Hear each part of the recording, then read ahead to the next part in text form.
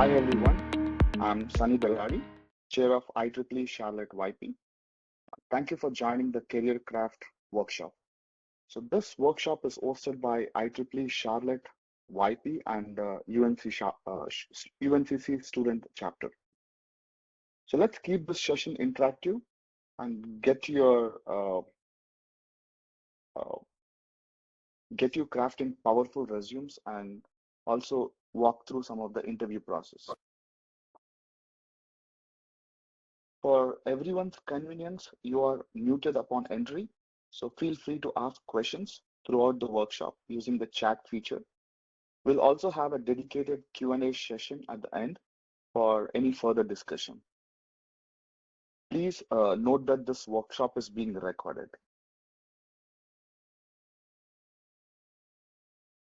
Let's take a quick look at our agenda. So we are starting with the introduction session where I've introduced myself as Charlotte YP Chair, and you might have noticed the abbreviation YP or Young Professionals in my emails and presentations. So I trust that most of you are familiar with IEEE. So Binesh Kumar, our Region 3 YP Chair, will provide a brief overview of what YP is and who qualifies as a Young Professional.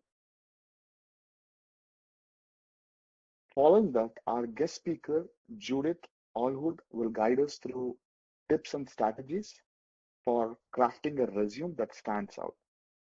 After Judith's session, I would like everyone to turn on their cameras for a moment so we can take a group picture. This means you will have plenty of time to set up your cameras as this is after the first session. In the subsequent session, our guest speaker, Anu Joshi, will present the interview process, a step-by-step walkthrough of what to do before, during, and after an interview to make a lasting impression. The final session will be a panel discussion with our guest speakers, Judith and Anu, along with Tiara from Netflix and Ilango from Amazon joining us. This topic will be connecting with industry insiders and pioneers, focusing on what industry professionals look for in candidates during the hiring process. We will conclude with a summary of key takeaways and discuss the upcoming session and also gather your feedback on what topics you would like to see in future sessions. There will also be a final opportunity for any question and answers if you couldn't get a chance to ask during the session. Thank you all once again for joining us. And without further delay, let's invite Binesh Kumar to walk us through some of the Young Professionals and IEEE related topics. Binesh, over to you. Right. Yeah. Thank you, Sunny. Thank you for the introduction and walking us through the agenda. So, yeah, before I share the screen, so I'll just give a quick introduction about myself as well. So, like Sunny mentioned, my name is Binesh Kumar. So I serve as the Region 3's Young Professionals Coordinator, and we'll sort of see what that really means, what Region 3 means, what YP means, because that's what I'm going to give a quick overview about those things in general. So I also serve as a YP liaison for a society under IEEE, which is called Technology and Engineering Management Society.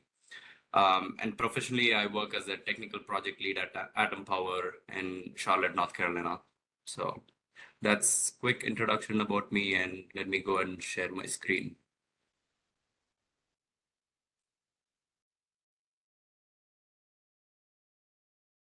Right. Sunny, can you see my screen? Yes, Binesh. Yeah, you can see your screen. Okay. Okay, so yeah, like Sunny mentioned, if you have any questions about IEEE or any of the sessions as we are going through this, because it's going to be a pretty long session, feel free to type in the chat and we'll gather all those questions and answer towards the end. And if we cannot get to all the questions, we will reach out to you over email for responding to those questions. Okay, let me put in a slideshow. Okay, so what is IEEE? I know most of us are IEEE members, but I'd like to still give a quick overview about IEEE. So IEEE is the world's largest technical professional organization dedicated to advancing technology for the benefit of humanity. So the core purpose for IEEE is to foster technological innovation and excellence for benefit of humanity. And we'll sort of quickly go over how IEEE achieves that and accomplishes some of its mission statements. So we have over 400,000, and at this point, I think it's close to 500,000 members in 160 plus countries. So IEEE is spread throughout the world, and we'll sort of go over the regions and where we are located within the IEEE's regions. There are more than 300 sections, more than 2,000 chapters, 30 plus technical societies, 600 affinity groups. Again, some of these words could be like foreign language, but as you start participating within IEEE, you'll start knowing what each of this means. I'll still give a quick overview, but the bottom line is it's a pretty big professional organization, and we run like over 1,900 plus conferences annually throughout the world, and nearly 1/3 of all world's technical literature in computer science, electrical engineering, EC, and etc. like come from IEEE. So it's a very active publication board as well. And we maintain an active portfolio of over 1,000 standards. So a lot of the standards, in fact, things that you use day to day, whether it's Bluetooth, Wi-Fi, Zigbee, all these are pretty much standardized by IEEE, and we are continuing to work. So there's a big standards society within IEEE that actively manages all those standards. Okay, so in such a big organization, we have YPs as one part of the IEEE community. So who are young professionals? So by definition from IEEE, young professionals are members who graduated from their first degree within the last 15 years. But it's not a very hard and fast rule. It is also an opt-in community. So if you're interested in being part of our mission within IEEE and what we are trying to accomplish in our community, you can opt in to be a member of Young Professionals. So like I mentioned, we've had members who are senior members all the way to life members being involved within the YP community. So it's just important so you don't think you're not fitting this criteria and you want to be part of YP and you don't know how, just feel free to reach out. We'll be glad to add you in. But if you meet this criteria, you automatically get added if you're an IEEE member. So that's why this definition exists by IEEE. And YP is also free of charge. Some of the other technical societies, whether it's Power and Energy, Computer Society, any of the other technical societies, you have to pay in addition to your base membership fee. But for YPs, it is free of charge. So that's also an important point to note. And we call this as an affinity group to distinguish from all the other societies and chapters. So what is an affinity group? Affinity group is a non-technical subunit of a region, section, etc., made up of members with similar interests.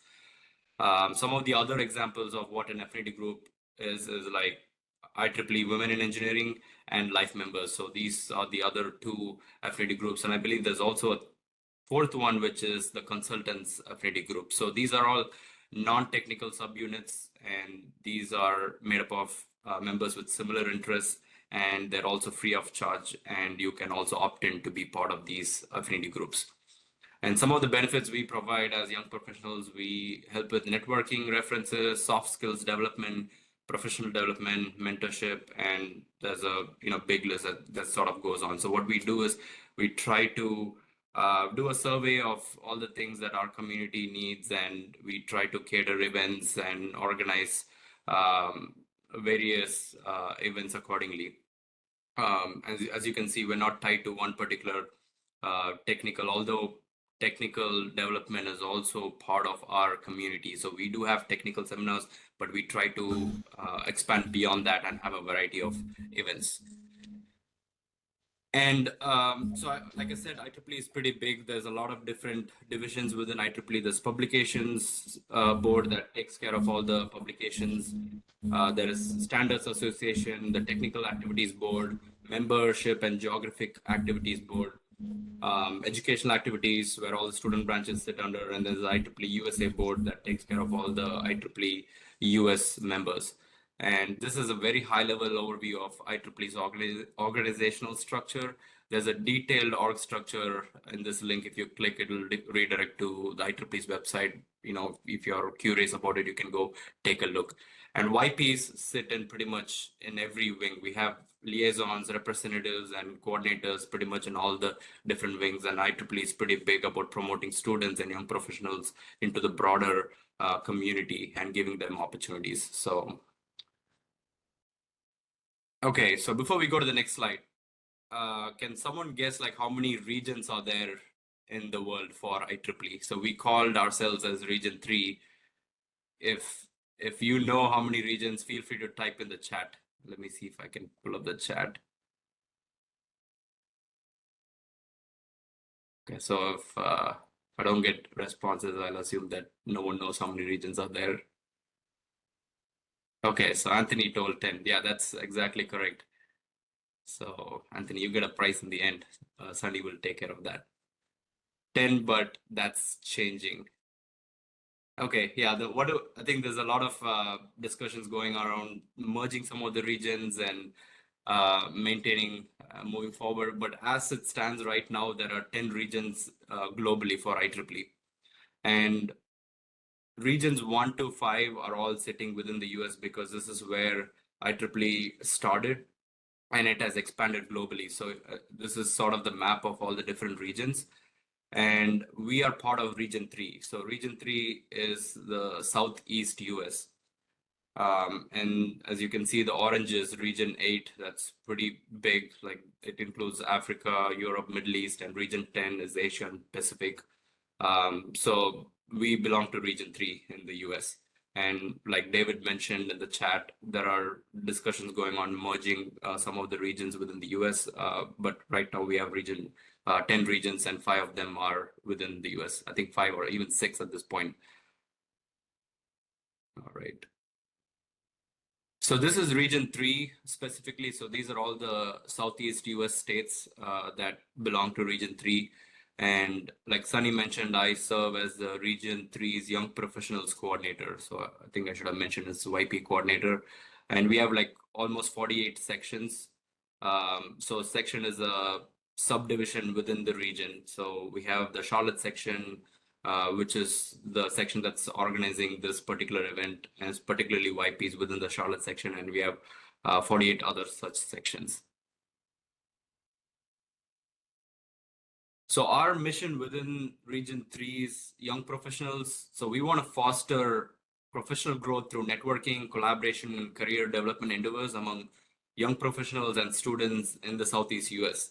And we want to aim to bring the region's technical community a little closer. So as we saw, there's a lot of different technical societies, different chapters, communities, just within IEEE. And then there's other technical societies operating in our region. So we want to collaborate, foster a sense of community feeling, and sort of develop our professional growth for our members, right? So that's what we aim to do. We want to bring the whole technical community a bit closer, engage with each other, and collaborate to foster innovation and also grow professionally as engineers. So our 2024 strategic focus areas for Region 3 young professionals are categorized into 3. So we came up with first is increase the young professional engagement among the affinity groups within the Region 3. What that really means is we're going to start collaborating with different, like how the UNCC Student Branch has now collaborated with the Charlotte section's YP. We want to start collaborating different communities within the region and start conducting events. So you're going to start seeing such collaborative initiatives as we move forward. And what we are having right now is one of the first few. And second is we're going to start increasing the visibility of Region 3's YP within IEEE. So that will involve all the marketing efforts. And Southeast Con is a flagship Region 3's conference that happens every year in different sections within the Region 3. Next year it's going to be in Charlotte section. So that's for your information, if anyone wants to get involved. So that's a pretty big event that's going to happen in 2025, and the planning efforts have already started. Now, the third thing is a big one. Every year, the IEEE president's strategic focus will be different. So this year's strategic focus for global IEEE in general is the students to YP transition.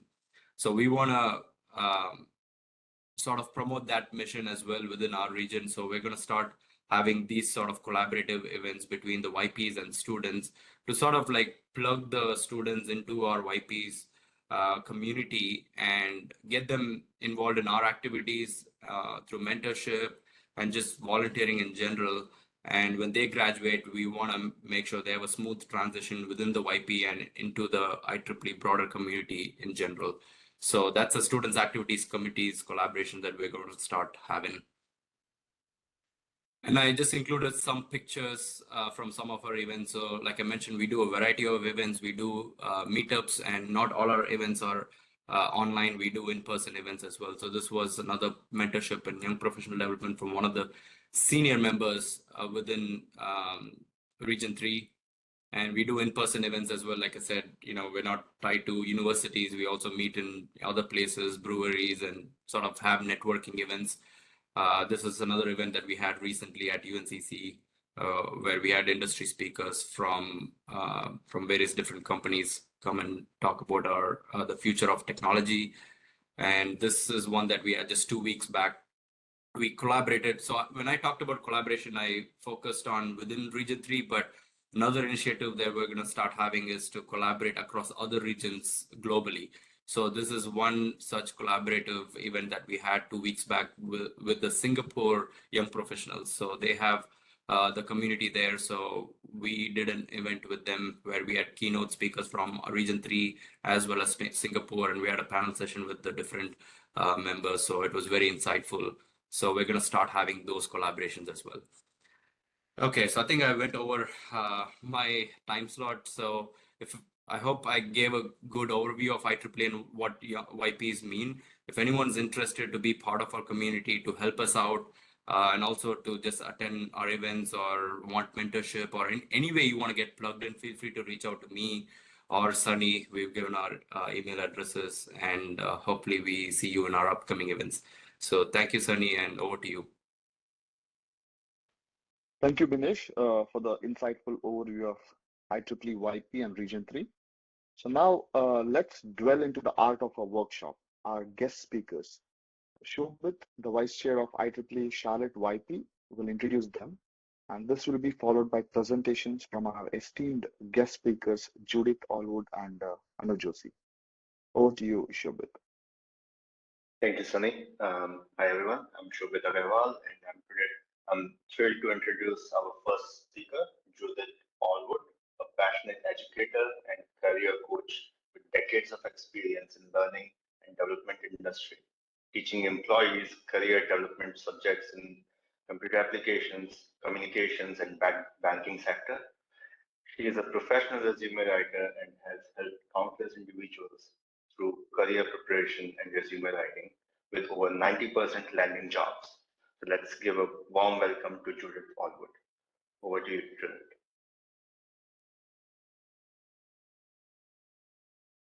Morning. Good morning, Judith. Yeah. Okay. All right. So I hope we are all doing well today, doing better than I am. Still soaked here in South Florida a little bit.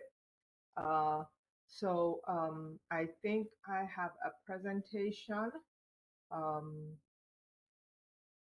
And I had some tech issues getting on, so I missed that part. So are you going to launch this, or am I going to be sharing directly from my computer?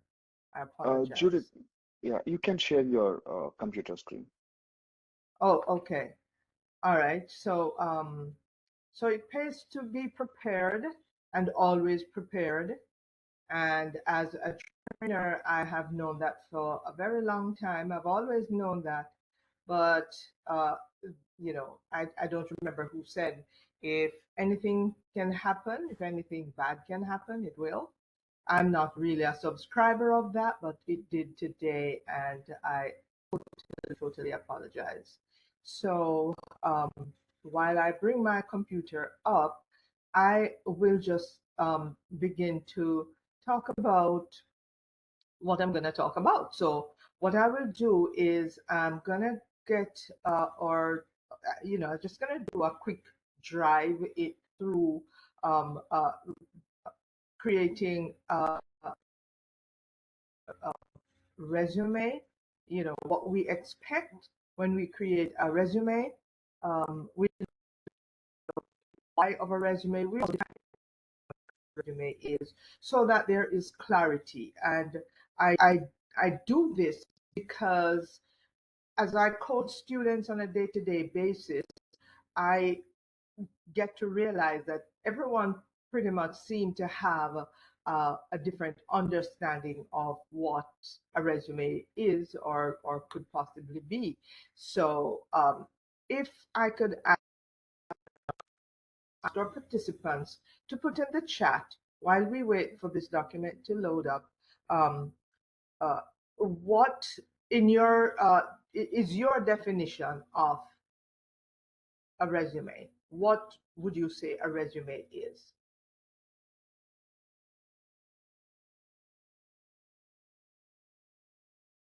So is chat enabled for all the participants? And can you hear me clearly? Yeah. Yes. Yes, Judith. Yes, Judith. So do you want us to unmute and speak, or you want to put in the chat? So I was hoping to have,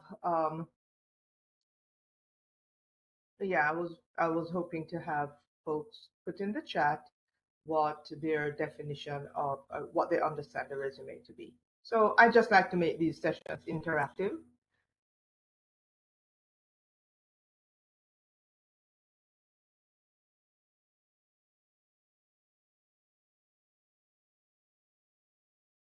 So Mary says it defines your ability to meet the job description.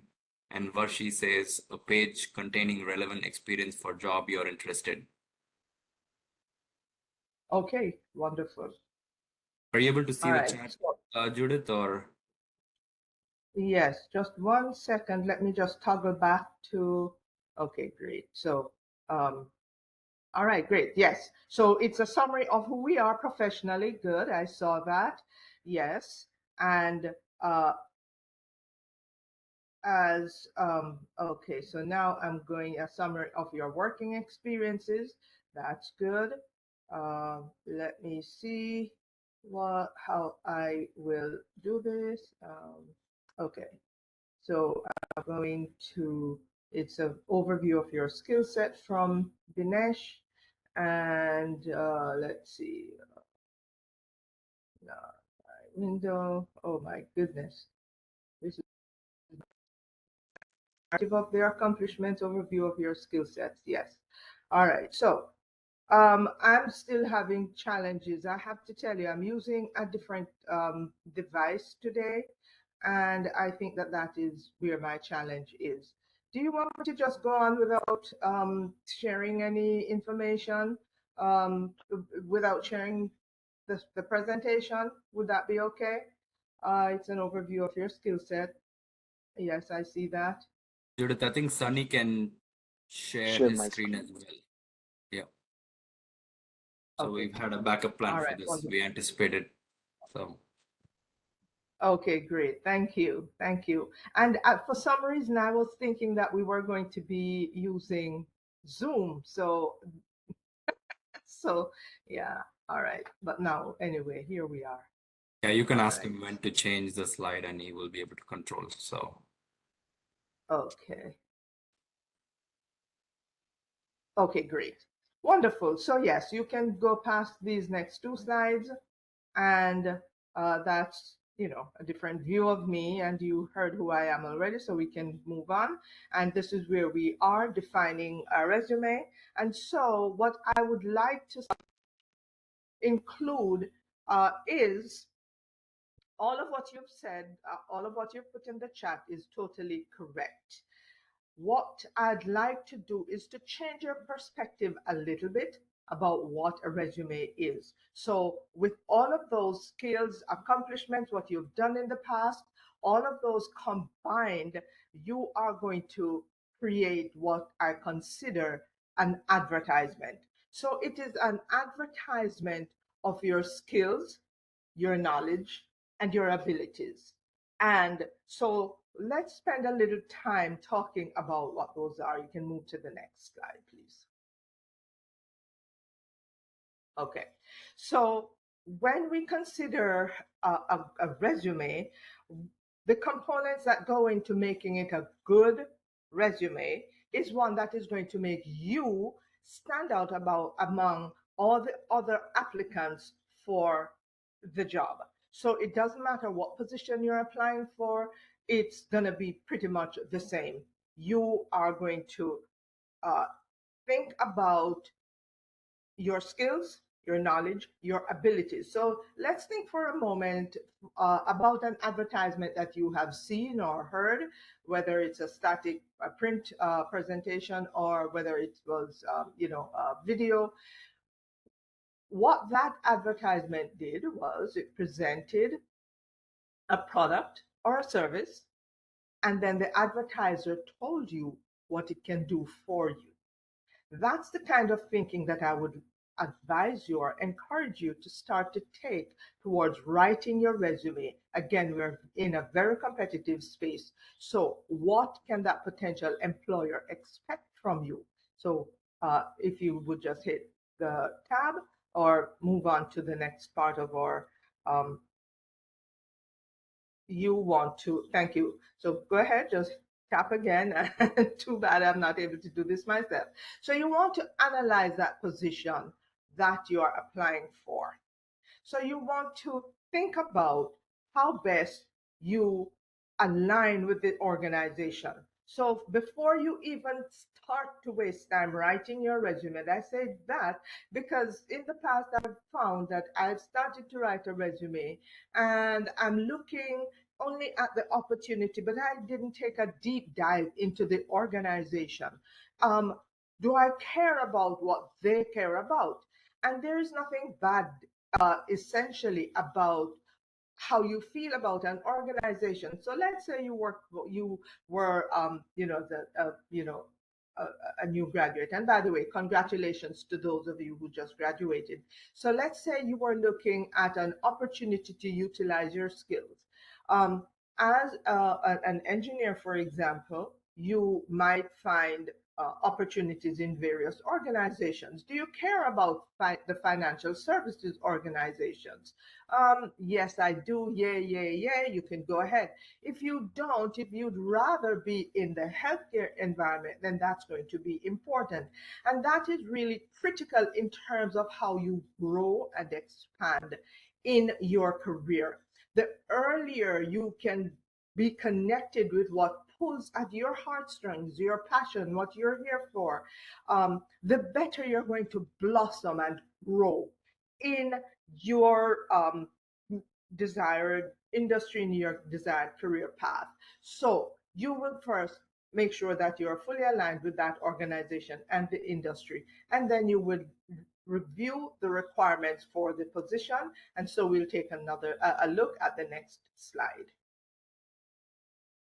So ask yourself, why do I want this job? Is it just because of the income? And I came from the school where they said, just take a job, just take anything that you can get for the income at the moment, and then you can work your way in. So let me tell you the story around that. I did that early in my career. I was still going to school and I took a job and I was working. But I didn't like the organization and I didn't like the industry. I didn't like it paid very well, but it did not align with my values and what I stood for in life. So I became very sick after about a year or two in that organization and ended up out on disability. So therefore, I wasted all that time. I didn't grow. I didn't even understand the breadth and length of that organization and how I could truly contribute to them. So that's a disservice to them, and that is a waste of my time and caused a mental and physical impact on my health. So I strongly urge you to make sure that you are clear and that you are not being motivated only by the opportunity to create an income. Have your career goals clear.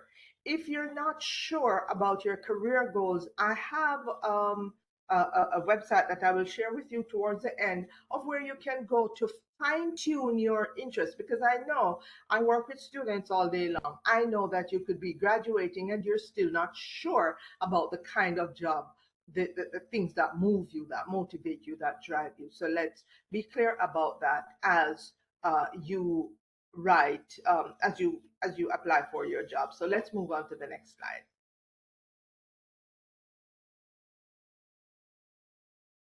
Okay, so here I have an example of a typical job posting, and bear with me. So the first thing I do when I'm applying for a position, I look at the job description. Who are they asking for? So in this example, they're looking for, it's a Goodwill Industries, and they're looking for an energetic, self-motivated language arts teacher, so on and so forth. And so then I go and look for the qualifications. A bachelor's degree is acceptable, but a master's degree is preferred. Well, let's say the candidate that we or make-believe candidate for this position has an MBA, sorry, a master's degree, and so check, we're good. I like the what I've seen so far, so I'm gonna go forward. Next slide, please. And yeah, so certified in as a teacher, all of those things. So then I'm going to look at the primary responsibilities. All of the information that we have looked at so far are critical components of the resume writing process, as we will see a little later. Please, I hope you are taking notes however you can, because this is important. You have probably heard that one of the things that's important to writing a resume is to have keywords. Those keywords are not generic. They are not coming out of the air. You're not going to scout the web for keywords for your industry type necessarily. A lot of them are going to come from the job posting. So all of the information we've looked at so far are the keywords, are containing keywords that we will need to include on our resume. So these are the responsibilities. Take a good look at them and see how we are going to use those to package our resume. Let's move on. Okay, so the basic format of a resume, and I know that I might be speaking to a global audience. Here in America, the standard for workers with 5 years or less of work experience is 1 page. Again, this is an advertisement. You want to make it easy to read, because hiring managers, recruiters, employers usually don't spend a lot of time reading resumes. They scan the first third of your resume, and then they make the determination about whether they want to read any further, to learn anything more about you. So you want to make that captivating. You want to make sure that your margins are within the printable area. So the very smallest margin size that you will go for will be 0.5 inches all around, top bottom size. If you want to make the top margin a little bigger, you can tweak it, but the standard really is 1 inch. But if you find that you have too much information, a lot of information, then you can shrink it to 0.5 inch all around. You want to be consistent with your font sizes. Easy to read font styles also, like Caribe, Arial, Verdana. Those are Times New Romans. Those are easy to read. And you're going to want to use the standard that is acceptable in your region, in your country. So again, you will need to do the research for that. In America, it's 10 to 12 points, and that's what we suggest for the body of the resume. Of course, the headings will be a little bigger. Another thing about resumes is, here in America, unless you're applying for a job as maybe in the fashion industry or something like that, a photograph is not required on your resume. There are other parts of the world, certain parts of Europe, where a photograph is required and your date of birth and all that detail is required. Not in the US. We do not put personal details on our resume, and that would include, your date of birth, social security number, none of that information. And we'll see exactly what goes on your resume in a moment. So the content, like I mentioned, keywords coming from the job posting, and also the use of strong action verbs to say what you have done and how well you have done it. Again, this is an advertisement. So when we're looking to buy a telephone, for example, we're not wanting to see what can this phone do and what are others saying about what we, how is it ranking? Those are the same kind of ideas that you want to bring to the content of your resume. And the purpose of your resume clearly is to communicate to the employer that you are the best fit for the job. So let's take another next slide, please. Okay, so we will have our contact information, and this might seem, like something that everybody should understand, but unfortunately, many people will submit a resume without all of this information. So your name, where you're located, your telephone number, email address, and your LinkedIn profile URL. That LinkedIn profile URL is very important. If you do not have a LinkedIn presence, then you may want to consider, as of today, how you will get yourself on LinkedIn for two reasons. One, when you submit your document, when you submit your resume to an employer, over 90% of employers are already on LinkedIn. They're going to go there to vet you. Are you there? No, you're not. Then they are going to pass on to the next candidate. Reason number two, because that many employers are on LinkedIn, they sometimes find their candidates on LinkedIn. So you never know. You might get invited, just like I did. I got invited from LinkedIn to be part of this event today. So that's how LinkedIn works. So you want to make sure that you have a strong presence there. Okay, so much for our LinkedIn profile. You want to make sure that you include a job title. Again, this is geared towards the standards in America. In the past, we just put a summary and or a profile. We will dig deeper into how we present a job title and why in a moment, or I can tell you why right now. That constitutes part of the keywords of your resume. So the summary, the skills, education, work experience, any awards and honors that you might have gotten, and any extra activity, curricular activities and volunteer work. And go on, please. So because you are new in your entry level, more than likely, you are going to need all of the skills that you can find to include in your resume. So not so fast, not so fast. I want to take this one section at a time. So if you could go back for me, Sunny, please. Thank you. So the first part of our resume, the first point I want to bring about to you right now is that there are two versions of resumes that you are going to want to consider. You're going to consider a presentation version, which is the one that we're going to be looking at a little in detail more. But you also want to consider having an online version. Now, let me tell you why you want to have two different versions.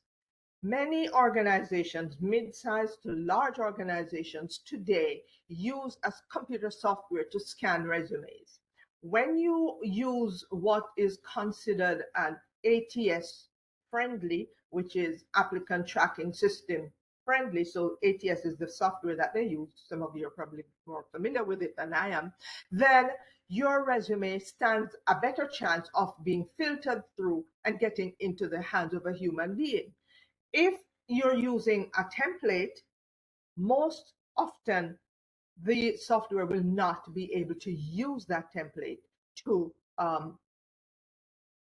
be applicant tracking ATS friendly. So therefore, we will see what an ATS version looks like in a moment, but you want to have a presentation version. It's just a matter of saving one way and just saving them differently.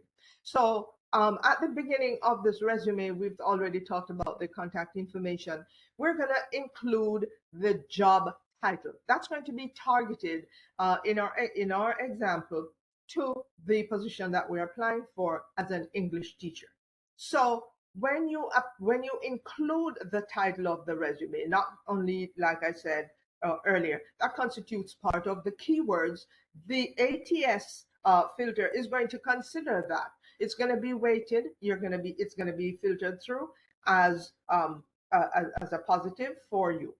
You also want to consider that an organization might have had several job openings that they're trying to fill. You want to make sure that you're specific, you're letting them know that this is a position you're applying for. So when you have just a summary or profile, that doesn't say specifically. So you want to make your document targeted and specific. Then right after that, you will see a summary.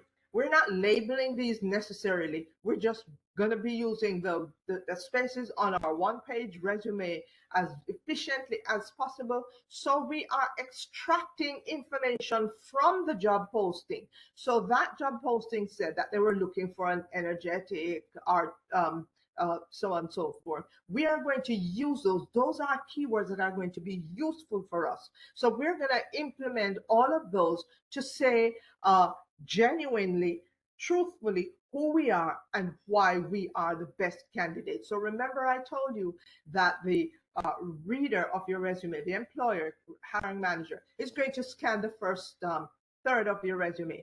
This is what they're going to be looking for. This is what they are going to be seeing. And from the get-go, they've gotten your attention. You've hooked to them because now you're speaking their language. This is who they're looking for. And you're saying, I am that person. Okay, just a point here. For every position that you apply to, you are going to want to be targeting that particular position. So if tomorrow you decided that you saw another ad for English tutor, not teacher, then you're going to want to position that resume. You're going to rename, put that title as what is advertised. I hope that is clear to you. And so then remember how we looked at the requirements of that position? We will have a good picture. Okay. So we talked about the requirements for that position. What are the skills that you're bringing to this organization? How are you going to communicate to that employer that you are the candidate of choice? You're going to list the skills that they require and that you possess. And so this is how you will list those skills without necessarily saying, giving it a caption. Once again, because of the limitation of the one page. And that's how we do it here, and it works. So you can move on to the next section where we will talk about our education. As recent graduates or, recent graduates, young professionals, you're going to want to start with your education. You're going to want to start with your most recent educational achievement. So even if you had a bachelor's, and we saw in the job posting that a bachelor's is acceptable, a master's is preferred. If that's the level of education that you have, then you are going to want to put that instead.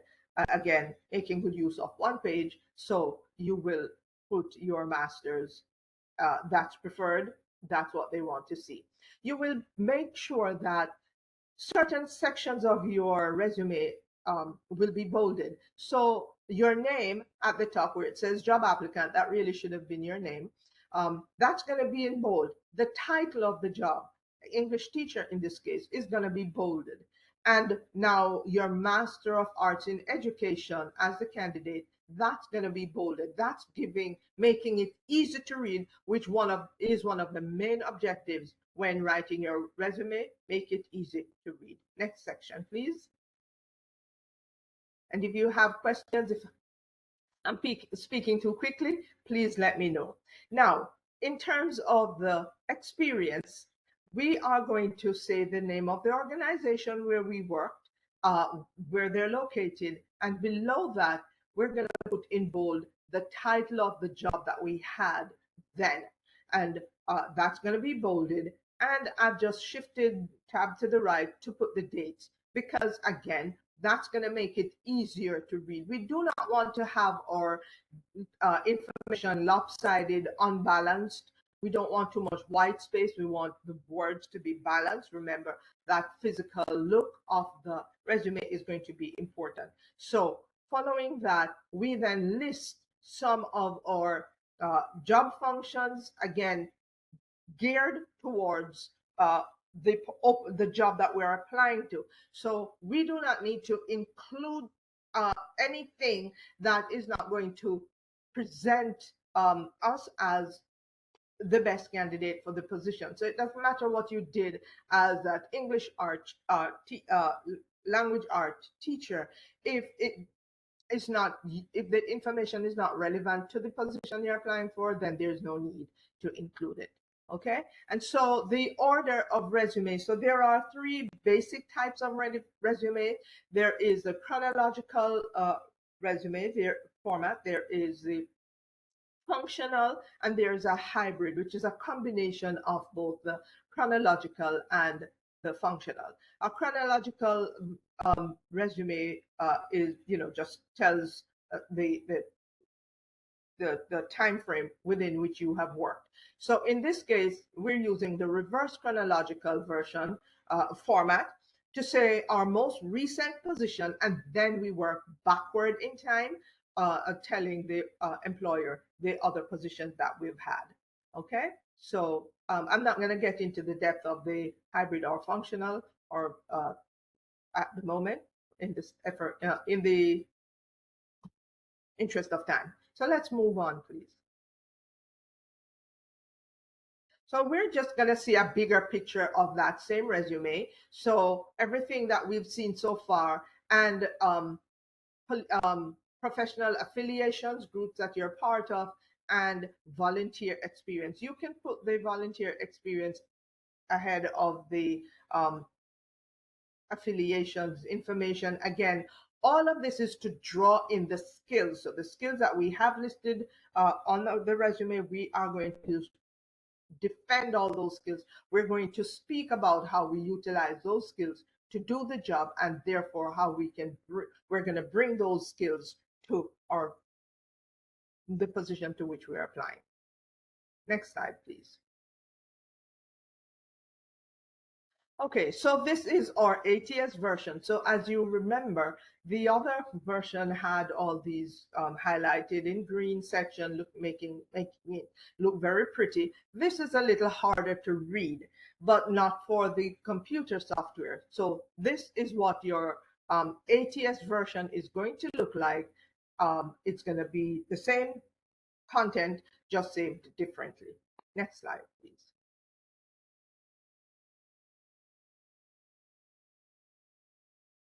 All right, so here are some mistakes that we want to steer clear of. I mentioned before that it's not unusual for persons to submit resumes and leave off their email address, telephone number, contact information. Next. The next thing is we are not tailoring the resume to the job that you're applying for. Gone are the days. There was a time in life when we would just have one resume and we would shoot that resume off to 15, 20, 200 positions. Not anymore. You have to speak directly to that job and write your resume accordingly. It shows that you are paying attention to the job that you are applying for, and it tells the employer that you care about the position and that you've gone to you are a good candidate because you're not going to be sloppy about your work. Next slide, please. So the keywords, as I mentioned, will come from the posting. Certainly you can use industry keywords, but you want to make sure that you include those keywords, which is going to include the title of the position. Next one. Another mistake that we have is having typographical errors, misspellings. Once you have written your resume and you feel like you're ready to send it off, you are going to want to have someone else take a look at it, catch any mistake that they may have so that you are not looking sloppy and careless and presenting yourself in a bad light to the reader. Next, please. And by the way, you might think that you can use Grammarly and all these other spell checkers, and sometimes I use them, but there are times when they overlook certain things or misunderstand what you mean. So you want to have those second pair of eyes taking a look.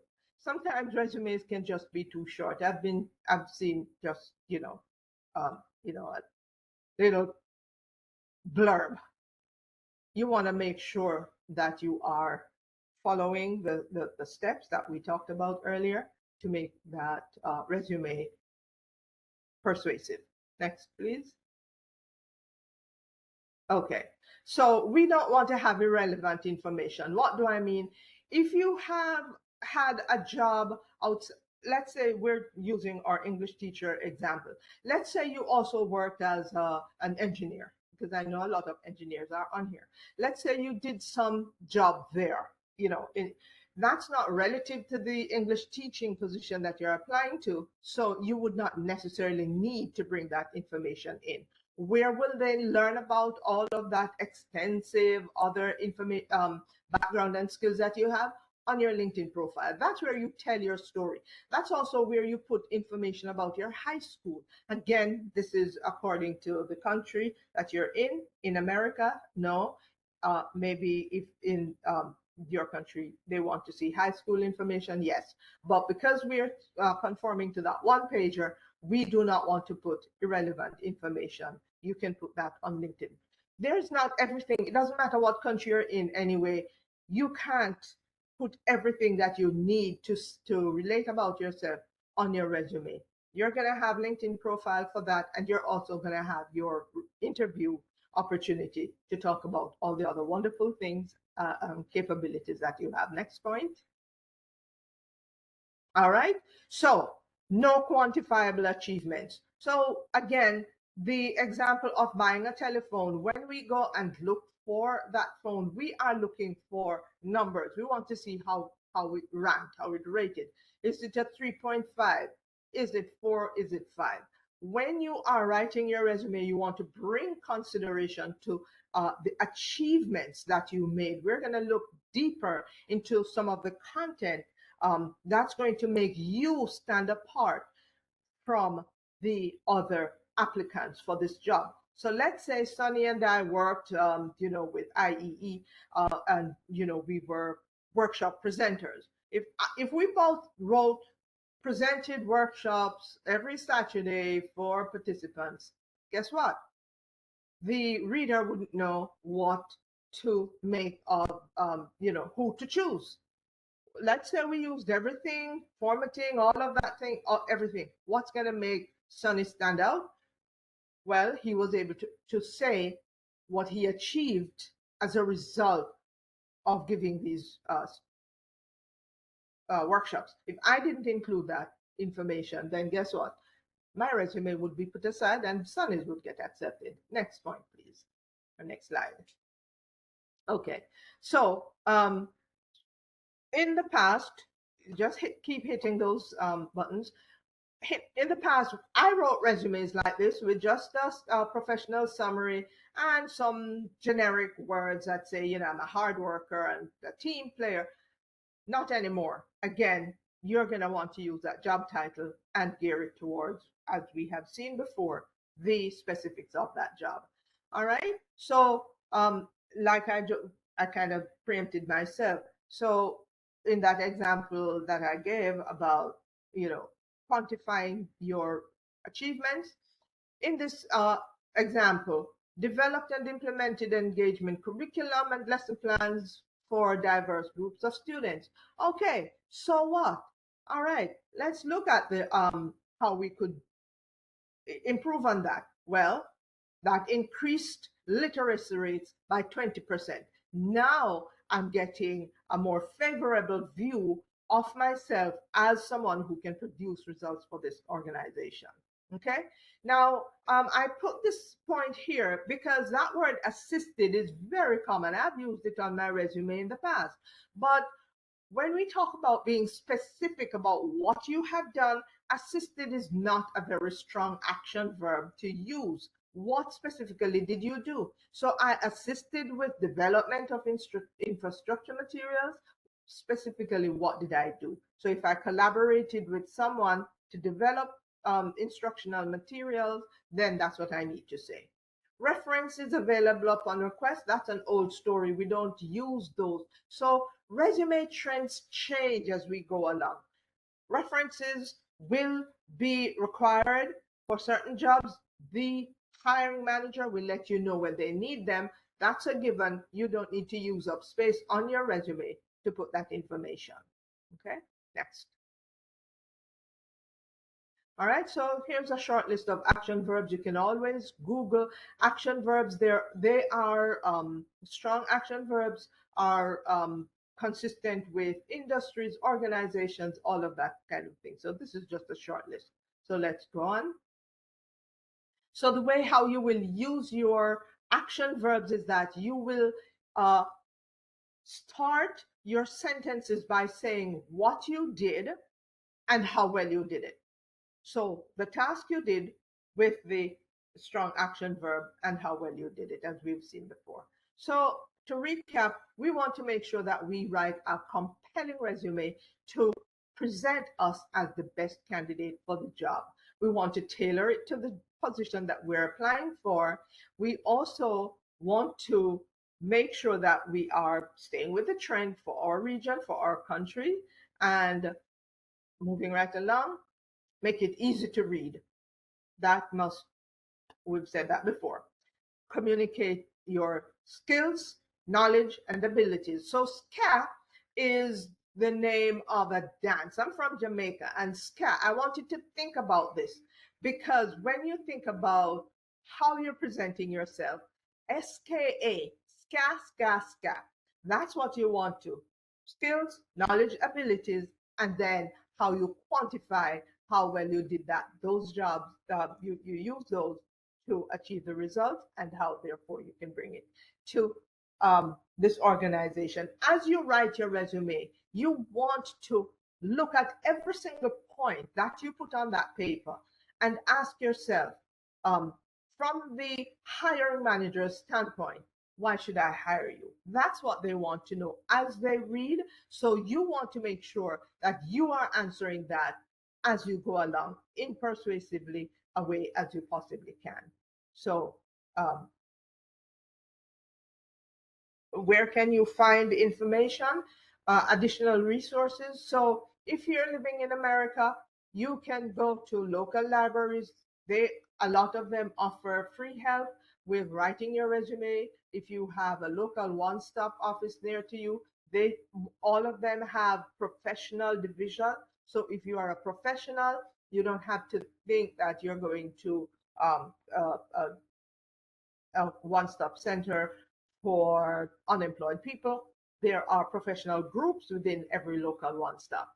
Career services within your college. At my college, we offer support to alums up to several years of graduating. So you may want to make sure that you use the services that are available through your college.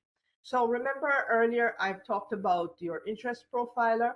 This website, My Next Move, gives you the opportunity. It's a free website. It doesn't matter where you are in the world. You can access it and you can do that interest profiler to narrow down your focus where you want to be so that you can come up with a very strong why when you write your resume. When you're clear about your why for your resume, guess what? You're going to shine in your interview. And that's what you want to do. You want to get invited to the interview. Okay, so I think that's it. Our next slide is really just going to say, if you have questions, I will take them now.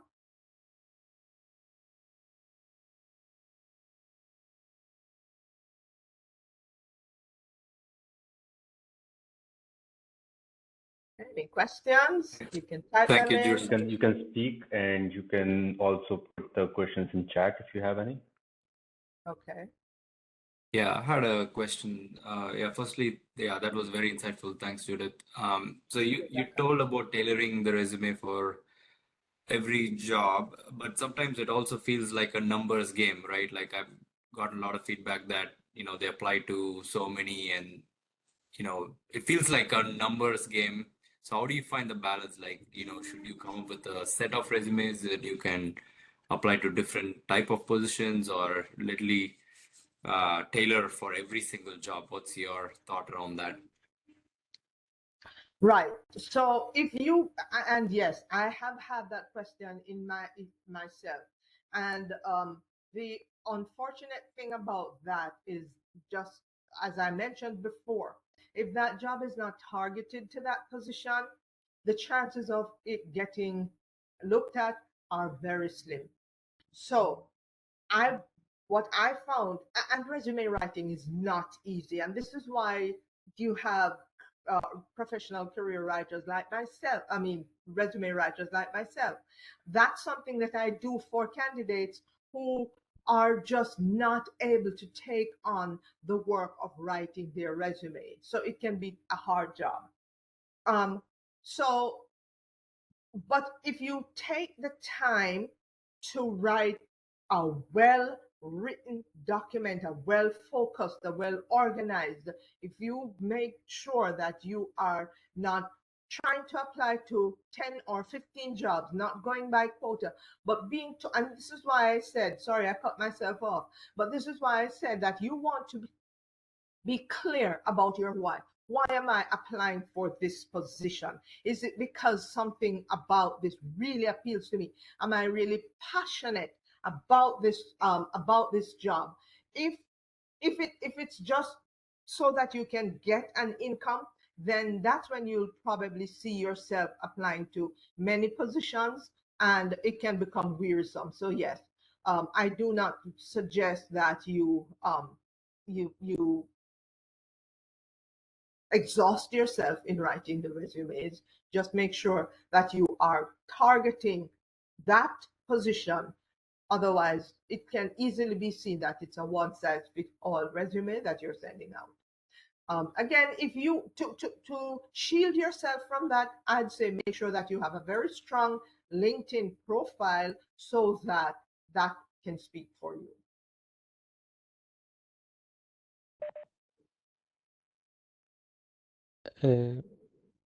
Awesome. Can you hear me? Yes, Ehsan. Yeah. Okay, so this is a very interesting. I will make these slides available. I'll send them off to or presenters, and so that you can have them. I can share them with you. Yes. So when writing, when you're writing your resume for federal government, federal positions, and so on, they are very specific.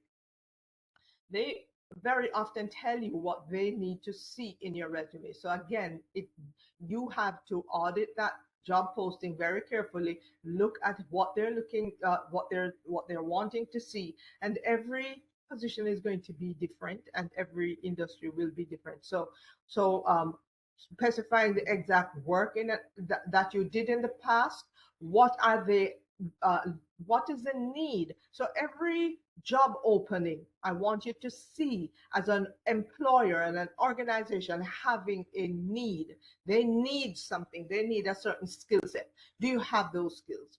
If you have those skills, then how best are you going to package those skills and say, yes, I am the solution to that problem that you're having for someone in whatever, however unit, tailoring it to, they are going to tell you exactly who they're looking for. So as long as you have those skills, you are able to craft your resume around those. I hope that answers your question, Archie.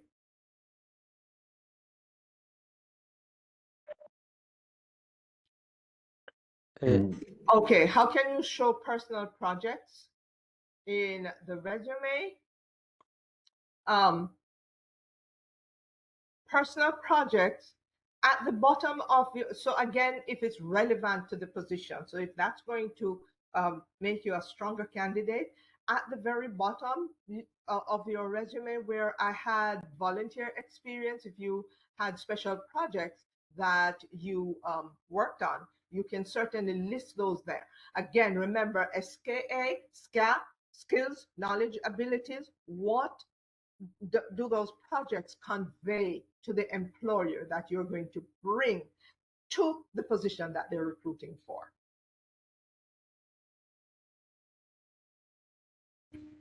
All right.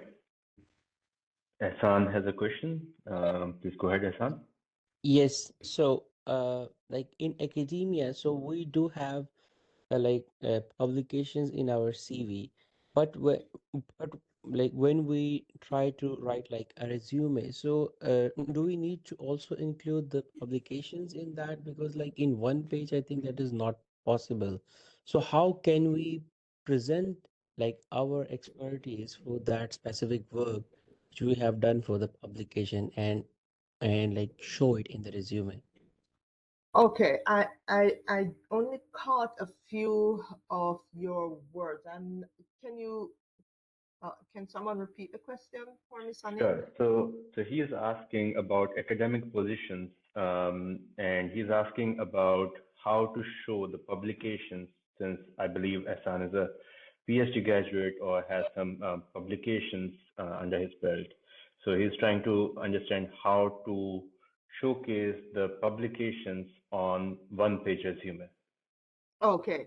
Again, so yes, so one page is ideal. You may have to go on to 2 pages if you have more than 5 years of experience, number one, and if you have a wealth of information. So this now becomes uh, a longer document. So if you are more advanced, so if you are a PhD candidate, then you probably will have publications. In those cases, 2 pages of resume would be totally acceptable, and you would put those towards the end.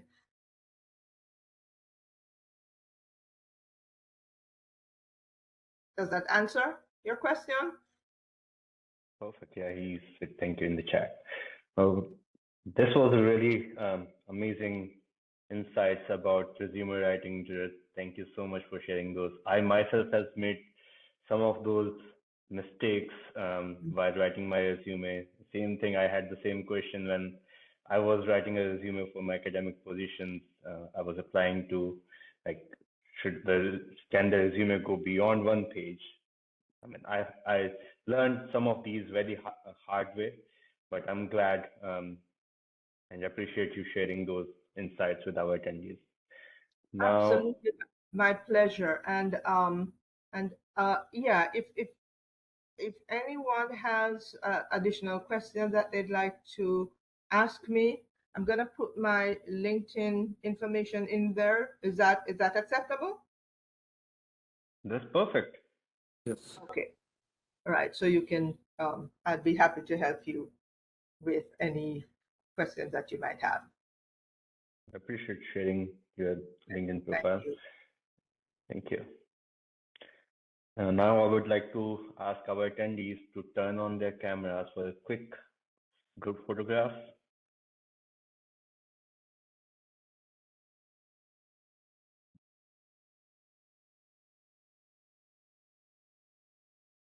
All right, this is our way to differentiate bots and real humans. So, okay, so Sunny, you're gonna take a screenshot, right?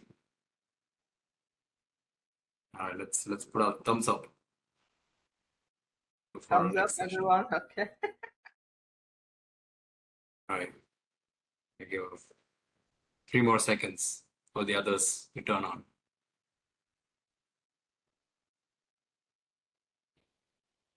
Very good. One more time, please. One more. Sorry, Banesh, yeah, give me one moment. I had to get another camera. Let's see. Hopefully. Video. All right, Titus, we'll Photoshop you. Okay, okay, that's fine. Yeah, I don't want to hold everybody up. All right, thank you so much, guys.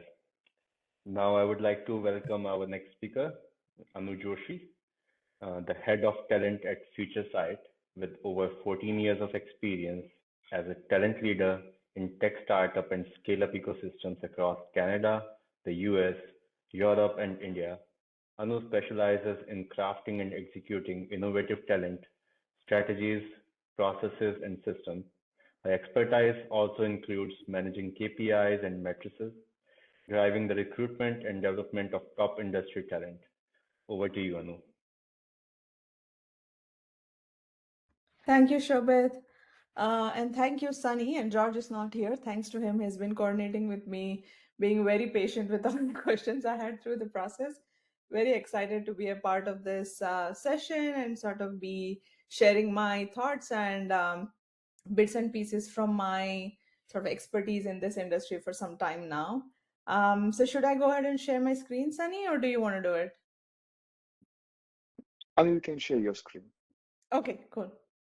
Let me know when you can see it.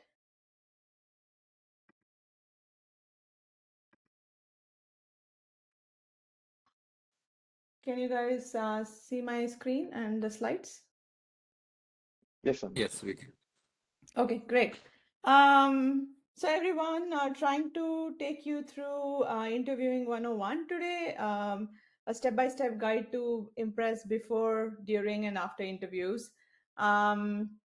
So what I've tried to do is through these slides and today's presentation, I've tried to cover some essential steps that you need to take before, during, and after the interview process to ensure success. And at each stage, I've tried to put in some basic actionable tips, some quick strategies that you can use, practical strategies that you can use at each stage. Let's start by looking at what's the work that you need to do before you start attending an interview. Okay, so I think some of this is already covered by Judith in terms of resume and whatnot, so I'll go light there. But then I cannot emphasize enough on how important pre-interview research is. So I mean, me myself in my earlier years when I was a candidate, a lot of times we are lost as to we don't know what kind of research we need to be doing, what kind of insights we need to be having about the organization or the role. And a lot of times we don't give it enough importance. We feel like, yeah, I've done this before. I know what they will ask. I've done a couple of interviews. But then I want to say that each company is different, each role is different, each recruiter or the recruiting team is different. So really start with researching a bit about the company, their values, their mission. A lot of companies are now moving on to values-based hiring is the term being used, basically where yes, the skills are important, but then does the candidate align with the values that the company is looking for? For example, teamwork. Amazon has a list of leadership principles that they follow as a part of their recruiting process. So researching about these vision, mission, and values is very important. Make sure that when you're preparing, think of examples of how your goals or your passion sort of align with, or your interests align with those mission, vision, and values that the company has. Study their recent news and developments, like have they launched a new product, have they won an award. Talk about it in the interview, so the recruiter or the interviewer wants to know that you've done your work, and they feel happy when somebody has taken that kind of interest. Definitely research on the team, the department. Say, for example, you're interviewing for a full stack developer role. Who's a part of that team? Say you're going to be working under a specific product team. Who leads that team? Who else is a part of that team? Understand how the team is structured, and all of this is very easily available through some basic LinkedIn research. Definitely take some time to analyze the job description thoroughly. Look at the skills and experience that the job requirements that they've mentioned as job requirements. Look at what's must have, what's good to have. And wherever possible, mention a project that wherein you've used a specific skill and sort of you've demonstrated it. So that's definitely a big plus. And yeah, like I said, talk about the company's products and services. So casually in the initial conversation or during the interview, bring up that, oh, I've seen that you launched this recent new product and I've been using it, or something like that, if it's a B2C kind of product, or direct to consumer kind of product. Or if you know of someone who's used it and you have some feedback, share the feedback. So they want to know that you're engaging with them even outside of this process. And like I said, Judith has extensively covered how you need to tailor your resume, so I won't go very deep into this, but definitely highlight your relevant skills and experiences, use keywords from the job description like Judith was saying. Quantifiable results. I cannot agree more with her. Give numbers wherever possible. Use metrics. They want to know what's the impact you've had. Otherwise, it's a very generic resume, and recruiters do not care about it anymore. Align your professional summary to the job and company. So basically, customize your resume to reflect what is it that they want to see in the candidates who are good for that job. And again, reflect on the company's culture and values, research and incorporate the company's culture. Basically, if you had an opportunity to be a team player somewhere, if you had an opportunity to support a team member's growth, highlight those examples. Moving on to how do you prepare for tech interview questions. Again, the basic requirement here is understand the job description, review it thoroughly, understand the must-have and good-to-have skills, the technologies that they are asking the good candidates to have. And prepare. As you're preparing, try to think back on the examples of cases where you've used these technologies, where you've built software in that space, or you've developed something in using the technology. Even when you're prepping, make sure that you prep with relevant examples. There are a lot of resources where you could go in and review sort of common technical questions that are used, that are asked in a certain field or for a certain type of a role. Study these questions, practice your answers, and there's also coding challenges and whiteboarding that you can do. There are tools available for that. Practice these coding challenges without like a code editor or without an autocomplete or compiler assistance. It is very, very important for technical interviews to brush up on your fundamentals. A lot of times, I have personally seen candidates come to the interviews thinking, oh, I've worked on this before, oh, I've done this before. And then they fumble even with basic concepts. So it's very important to brush up on these. Again, I've mentioned a few sources here. You can use things like LeetCode, HackerRank, Geeks for Geeks. These are things you can use to practice. Mock interviews is a fun way of prepping, I would say. Take help of a peer, of a friend, to sort of interview you like an actual interviewer would. So you know that when you're in that position, when you're put on the spot, how do you respond? And always seek feedback. There are also online tools for mock interviews like Pramp, interviewing.io.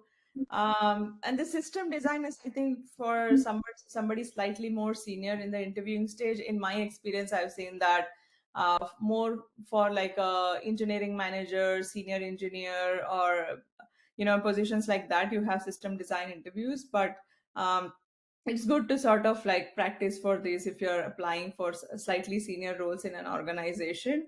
The good thing is that a lot of organizations, especially like in the startup ecosystem in US and Canada, I've seen that they also have like an interviewing guide which will tell you what are their interview stages, how long is each stage, and things like that. And if you don't find that guide, it's a good principle to it's good practice to ask this question to the first person or the recruiter that you talk to sort of just give you a quick overview of what the process looks like from here on, so that you can mentally prepare for it even before you sort of go to that stage of the interview. And then, of course, the one basic thing that all of us can do, irrespective of what stage of the interview or what role, is that stay current, stay updated with what's happening, what are the industry trends that are happening, what are the newer technologies that are coming up in that space. And then as and when we find an opportunity in the interviewing process, just bring it up and discuss, so that you're showing the interviewer that you take interest in this specific field and you're passionate about it and you have your own way of staying updated. So nobody needs to force you to do that. So that's always a big plus. And nowadays, more often than not, the interviewing process is behavioral interviewing. So what is basically behavioral interviewing? Behavioral interviewing is a form of interviewing through which the basic premise is that your past experience will dictate how your future sort of experience will be, or how will dictate how you will perform in a new job. So an example of a behavioral question could be, tell me about a time where you had a difficult deadline to meet and you had limited resources. How did you do it? So they are asking you a specific question to understand how did you behave or how did you act in a certain specific situation in the past, so they know that this is how they can anticipate you performing or behaving or actioning in your future role. There are a lot of free resources out there that will give you examples of free typical behavioral questions that could be asked. There are some very generic ones, like the one I just mentioned as an example is very generic and can be used across multiple roles. So research on typical behavioral questions, prepare for scenarios like common scenarios like teamwork, conflict resolution, opportunities where you had to demonstrate your leadership skills. STAR method is the way to go. There is no other way. So STAR stands for situation, task, action, result, framework. So let me talk a bit more about STAR. So STAR method is basically where when you're responding to a question that the interviewer has posed, you start with talking about what was the situation that you had at hand, what was the task that you were handed, or as a result of the situation, what were the tasks that needed to be done, what was the action that you specifically took to make sure that you elevate the situation, or to make sure that you reach the specific result. So for each answer you're giving to a specific question, it's always advisable to follow this framework. So start by the situation that you were facing or the team was facing and that you had to deal with. What were the tasks that were assigned to you or that you took on your own? What was the action that came out of it, and what were the actions you specifically took, and what was the result out of it? And always, like I said, try to quantify these results. Try to be very specific, give numbers, give percentages as and when possible. Reflect on past experiences, think about things you've done, even it could be in your academic, professional, or past experience. Be ready to discuss them in detail. Again, mock interviews, really very helpful.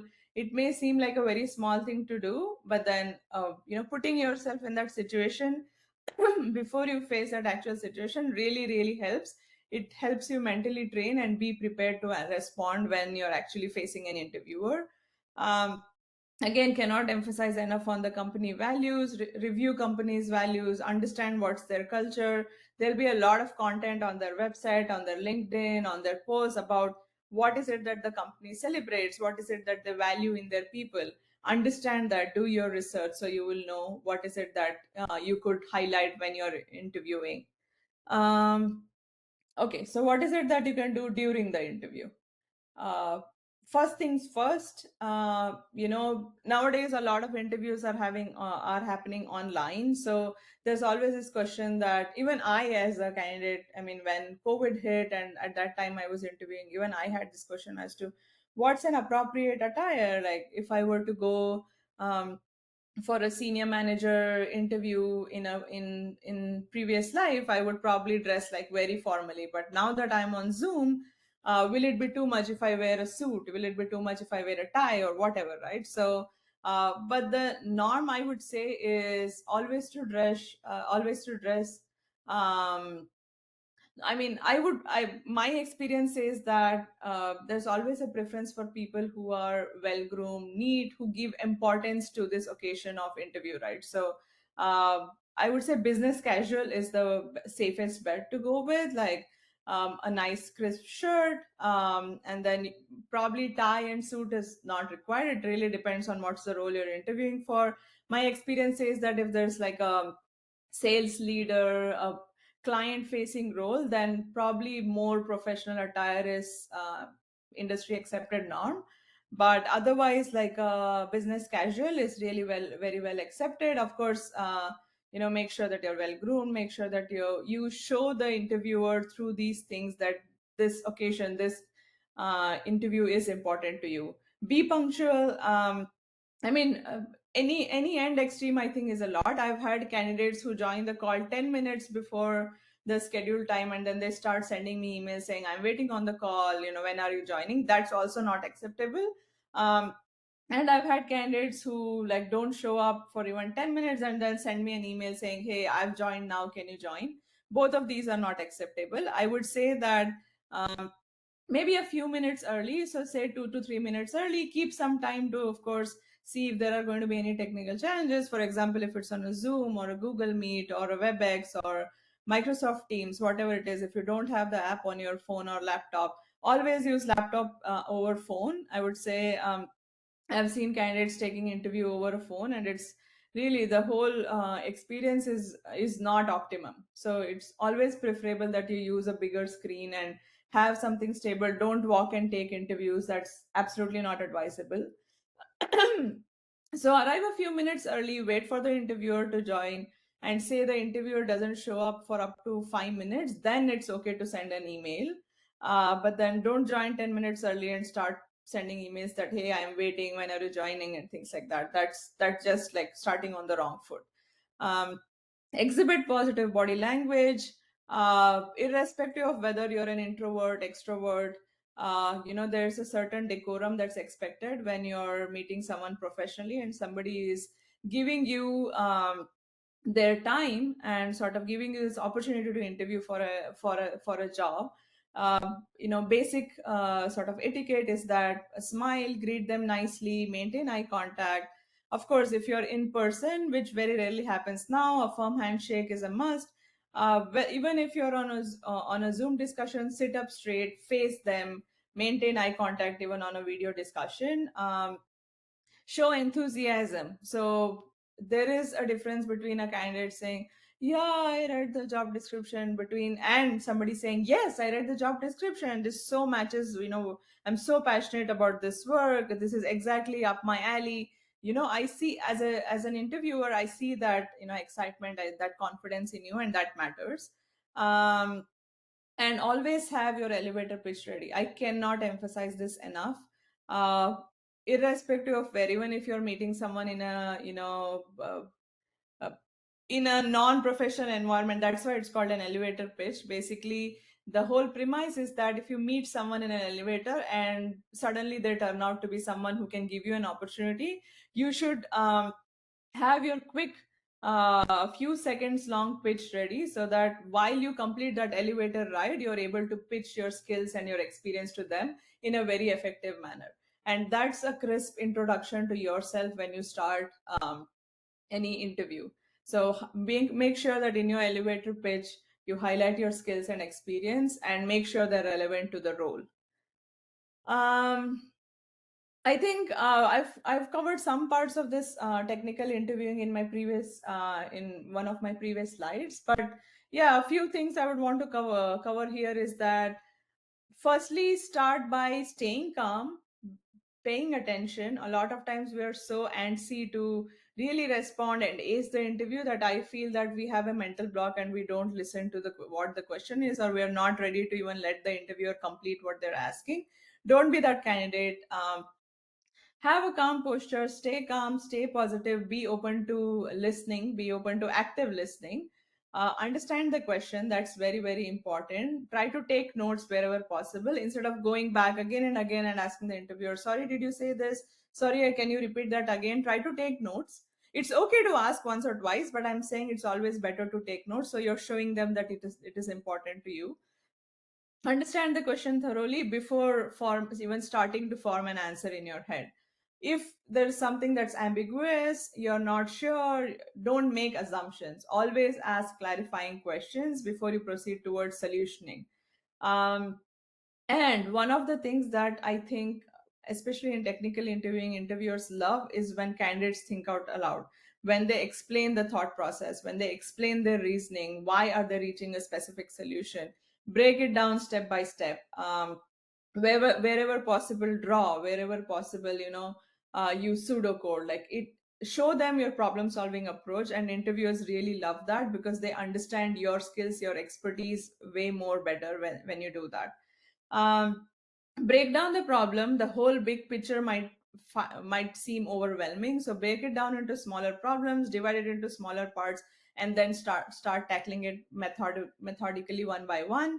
Wherever possible, even when thinking out loud or for solution, when you're solutioning, demonstrate your knowledge, reference to something similar you've done in the past. It could be a academic project at university, or it could be in your previous internships or co-op, or it could be your previous jobs.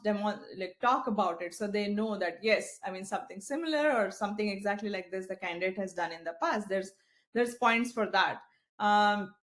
Whenever you're sort of solutioning, discuss different approaches. Tell them why you're taking a specific route, or why you're thinking about a specific solution. Discuss trade-offs. Use examples wherever possible, relevant examples from past experiences, like I said. And predominantly, the first thing is stay calm and positive, remain composed. Even when you feel like upfront, you feel like, oh, I don't know the answer. A lot of times there is leeway for candidates who don't know the answer but are still willing to learn, or are willing to solution, are willing to give it a shot, or willing to reiterate. So these things also matter. So stay calm and positive and do your best. I think we've also spoken about the behavioral questions and STAR method. Just re-emphasizing situation, task, action, result, specific examples from past experiences. Talk about you, not what the team did. Talk about, I did this, I took this action, and I drove this result. That's what matters. Be concise. Don't go storytelling. I know a lot of times when you're trying to cover these four aspects, the situation, the task, the action, the result, you can get sort of carried away, and then you want to tell the entire story so that they understand. But no, this is where practice comes handy. When you have practiced this before and you've done mock interviews with your peers or friends, hopefully they've given you feedback that the story was too long. So be concise, not so concise that you miss out on key details, but be concise that you only stick to the STAR approach, and then you provide key details, you provide key metrics, you provide key actions that you took, and the result. Highlight your role. Like I said, avoid generalizations like we as a team did that. No, they don't care about that. They're interviewing only you. So talk about what you did. Practice with specific examples, something you've done in the past. If you go to Glassdoor, there are a lot of example questions. You can search it by company. There's an entire section in Glassdoor for each company where they say interview questions for a specific role. So it's very customized. You can look for questions that they have asked for specific roles as well. And even otherwise, like I said, a simple search could give you a lot of sample questions. Practice with examples. And something that you cannot miss is that, showing your communication skills, showing how you've demonstrated teamwork, how you've demonstrated leadership skills, or how you've demonstrated conflict resolution. So a lot of times when you're specifically talking about demonstrating your hard skills, these soft skills take a back seat, but then these are also very important. So as and when possible, take the opportunity to demonstrate them. Now, imagine that you have done all your pre-interview prep. You have done your best at interviewing. What are the etiquettes that you can follow after the interview? So a follow-up email, I think, could be a differentiator a lot of times. So as an interviewer myself, I feel like the candidates who demonstrated all the things that I spoke about in the interview, and then they send me a follow-up personalized, it's not really about the thank you, but it's about acknowledging that what happened was important to you. The interview process, the interview step was important to you. And then it's important enough for you to sort of go back, reflect upon it, and then thank the person who enabled it for you. So it's really that's the message you're sending across to the interviewer. So send a personalized thank you note within 24 hours, even within 48 hours is also acceptable. Express your gratitude, thank them for their time, thank them for showing you a positive experience, reiterate your interest, say that you could use statements like, oh, after understanding such and such a thing that you shared with me during the interview, my interest in this opportunity is now threefold or twofold, because I believe that this and this aligns with my skills or my interests or things like that.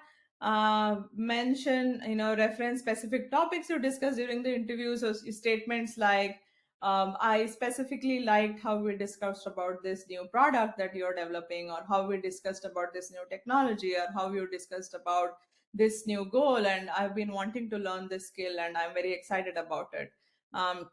No need to write a 4-paragraph long email. It has to be very concise, because again, you have to appreciate the person's time. They don't have time to read like a very long email. So avoid lengthy messages. Very clear to the point communication is what you're aiming for. If there has been any cases in the interview, a lot of times they ask you something. Say, for example, you talk about a certain project that you worked on when you were at university. There could be interviewers who would say, could you share it with me? Could you share the results of it? Or could you tell me more about something else? And then there is a possibility that you've said during the interview that I don't have it right now, but I'm happy to share it later. Make sure that you share it. That shows commitment. That shows that you are still very interested in the opportunity, and you're sort of someone who delivers to what you've committed. Stay professional, maintain a professional tone and demeanor. Even when you're saying that you're waiting for them to, come back to you, please don't set timelines. Don't say that, oh, I wait to hear from you in the next 1 or 2 days. More often than not, people don't appreciate that. Give them time to come back to you, but at the same time, show interest that, yes, I look forward to hearing from you. Of course, the basic thing is proofread. Make sure that there are no errors before you send it out. For you personally, this is more internal than external. Reflect on your performance. Take a few minutes immediately after the interview, or if you don't have the time, even after some time after the interview, sit down with yourself and sort of think about what were the questions that were asked, in what parts of the interview were you the most comfortable, in what parts you felt a bit overwhelmed or a bit anxious because you weren't sure of the exact solution. What are the skills that you thought you were good at? What are the skills that you thought you lacked?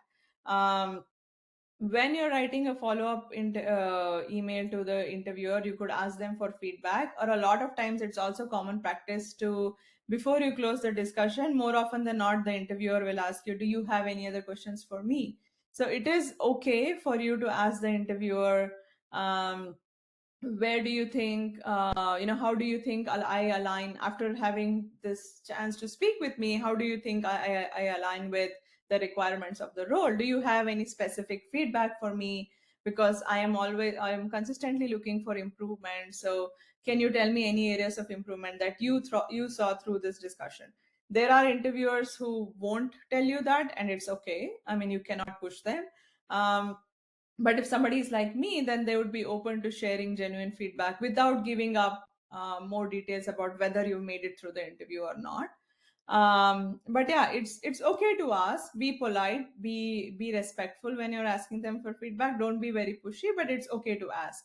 And if they do give you feedback, that's an excellent source for improvement. Assess your preparation. So there was an assumption you had before interviewing, so you prepared in a certain way. Look at what part of your preparation matched the actual interview and see what were the gaps, and then try to make notes and try to improve it for your next attempt. Note down key takeaways. If you found out anything about the industry as such, if you found out anything about the company, about the role, about the skill, note it down. It may be useful in other interviews. And for you yourself, note down tips for how you could perform better in future interviews.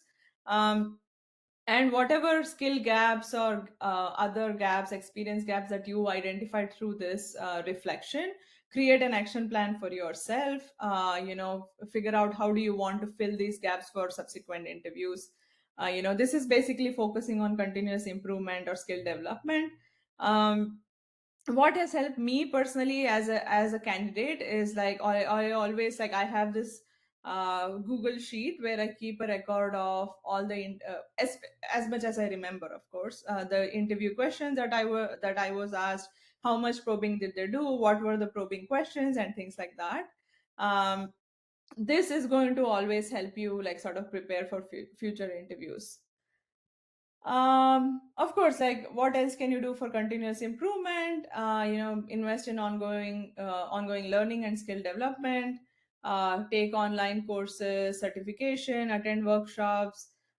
Even when you don't have an upcoming interview, it's good to sort of continuing practicing coding or continuing practicing mock interviews. If specifically for coding, you can use platforms like LeetCode, GitHub, sort of to hone your skills. Network. I cannot emphasize this enough, especially in the North American geography. This is very, very important. Engage with professionals from the industries, from the domain that you are a part of. Join communities on LinkedIn, attend meetups, and I think by doing this session you're already there. So participate in forums, connect with other peers. So one of the go-tos that I always advise the people who talk to me for how is it that they can improve their networking is, one is connect with two types of people on LinkedIn or other professional networks. One is people who currently hold the job that you want to have eventually, say 1 or 2 years down the line, and connect with people who are the bosses or the mentors of people who currently hold the job that you want to have eventually. So these are the people that are going to tell you what to do to reach that role or reach that sort of dream organization, or that reach that specific opportunity that you're aiming for. And these are the people who will also tell you what are the skills they have, what are the tips and tricks that they use to reach there. And these, especially the people who are at a slightly more senior level, could be your eventual mentors, and that's very important. One thing that has helped me be where I am today is I am really thankful to the mentors that I've had throughout my career. Even at this stage, I constantly talk to people from the industry, people who are chief HR officers, people who are like sort of leading talent in much bigger organizations, or have built big talent systems, because I'm constantly amazed by their achievements. So reach out to people in your field, ask for guidance. There is no harm in asking, and it's only going to help you. You're always learning something from everybody you talk to. So ask them for guidance, ask them for feedback. If somebody is ready to be your mentor and continuously mentor you, there are also different organizations that offer you like opportunity to be a mentee for free, wherein you get like sort of once a week sort of touch point with your mentor, or once a month kind of touch point. If possible, join those organizations, seek out mentoring. I cannot emphasize how important mentoring is at each stage of your career, irrespective of where you are. And these people are going to help you sort of improve. You can discuss your progress, your areas of improvement, and these are the people who are going to also put you in front of opportunities. So if they know someone who's hiring for a role that you're aiming for, they'll be like, oh, I know this person, I've been working with them for 4 months now, and I see that they're dedicated to improvement, so I want to refer them to this opportunity. So it's very important to seek mentorship. Yeah, that's pretty much it. Thank you so much for sitting through it. And I want to just leave you all with a thought and say that, I've been there. I've been a candidate multiple times. Throughout my 14-year journey, I've been laid off thrice. I've felt lost. I have moved countries, so I have been in positions where I have zero network and have started from scratch.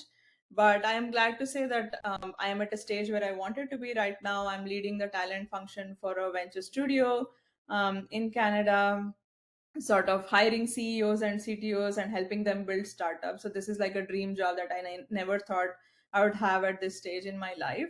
So this preparation, perseverance are two things. Like you have to consistently be at it, and it will pay off. So yeah, with that, I'm going to stop sharing and see if any of you have any questions.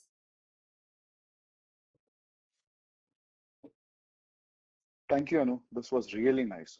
Yeah, enjoyed the presentation. Glad. We are behind the schedule, so we will take one question and then maybe again come back to the questions at the end of the session. So I think Taz has asked a question in the chat. I have been asked to prepare a presentation for. Could you share some tips on how to prepare presentation? What I mean, I think it's a very specific question, Taz. What kind of presentation have they given you? I've seen people give some, sort of case study work or something like that. So have they given you a specific case study to solve to see your approach to problem solving? Have they asked you to respond to a few specific questions? I think I'll need to know a few more details before I can give you like what kind of presentation you could make. But I'm happy to connect with you on LinkedIn just in the interest of everyone else's time.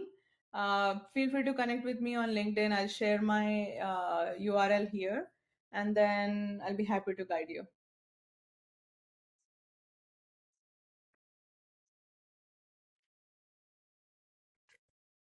Here's my LinkedIn.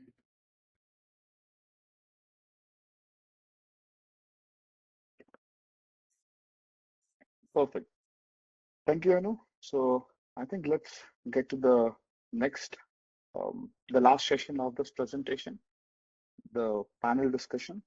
So Logan will be our panelist. So Logan is a recent graduate from UNC Charlotte, and Logan participated as a chair of IEEE Student Branch in Charlotte and also IEEE HKM chapters. So Logan now works at SEL Labs as an automation engineer, where he works with power utility companies to implement systems that improve the reliability and safety of the power grid. So Logan, here is the stage for you. Awesome. Thank you so much, Sunny. And thank you so much to our two speakers. They have been doing wonderful today. So to start off with the panel, we will have 4 guests on this panel. It'll be the 2 speakers that you have already seen, and then we'll have Thiara and Alongo. And so I'll introduce them and we'll start with the panel. So Thiara has worked on some of the largest internet companies in the world, Meta and Netflix. Since 2020, Thiara has been working at Netflix as a staff CDN reliability engineer. Her focus is primarily on resilience and quality of experience for members streaming from OpenConnect. And then Alongo's career in IT spans over 2 decades, starting as a mainframe developer. They have held various leadership positions. Alongo has a proven track record of conceptualizing and translation or implementing innovative solutions. In the current role, Alongo is assisting customers in their transition to the cloud, developing a comprehensive migration plan and collaborating with stakeholders to facilitate a seamless transfer of systems. So thank you so much, everyone, for being here, and I'm excited to talk to you today. So for the first question, it's going to be for Thiara. How important is it for engineers to have both a depth and breadth in their skill sets? Should they specialize early on or explore various fields? Yeah, great question, Logan. What I would recommend early on in your career is to explore as much as you can. Within your first few years, you're still trying to figure out what your own personal interests are in. My personal experience was as an undergrad, I thought I studied electrical engineering at UNC Charlotte, and I thought I wanted to work for the utility sector. And it wasn't until I actually had a few internships that I realized that wasn't necessarily the best fit for me long term. I ended up pivoting pretty early on and started picking up some data science skills. And at this point, I'm consider myself more of a jack of all trades. And what I feel like I would really recommend for new graduates and people early on in their careers, take some time to explore, find what really interests you, and then dig deeper from there. That way you'll have a better sense of what your personal interests are in, rather than just sticking with the first thing that you tried. Awesome. Thank you for that. That was very good. The next question is for Alengo. How does Amazon foster innovation among its engineers, and what qualities do they look for in candidates who can drive such innovation? Yeah, hi everybody. So that's a great question. So let me answer the second part of the question. I think Anu covered a lot of great things. So whatever she explained is spot on. Amazon, other than the technical skills, it values what we call Amazon's leadership principle. So you can Google it. There are around 16 of them. I'll just name a few of it. Customer obsession, ownership, invent and simplify, learn and be curious. So go ahead and learn all these principles. But let me kind of go deep in a couple of them. So customer obsession, right? As the name says, we have to be customer obsessed. If you want to be part of Amazon, then you have to show that you are customer obsessed. And that is a famous saying that Jeff Bezos in his executive meetings, he'll have an empty chair. The empty chair represents the customer, and all the executive decisions are made for that customer. So that's how a customer obsession is rooted in all the Amazon employees. Second thing is ownership. So if you want to be part of Amazon, then you have to showcase that you are an engineer who is proactive, who can take ownership of the work, and you are willing to take a calculated risk. And most importantly, you have to be learn and be curious, right? Things are changing. What sometime a few years back, we all talked about AI, data science. Now things are changing. Now it's all Gen AI, and we don't know what's going to be in future. So we should always have that, no matter what age you are in, you have to always have that learn and be curious mentality. And other than that, there are all 16. Not everybody is going to possess all the 16 leadership principles, but we need to showcase that we kind of have most of it.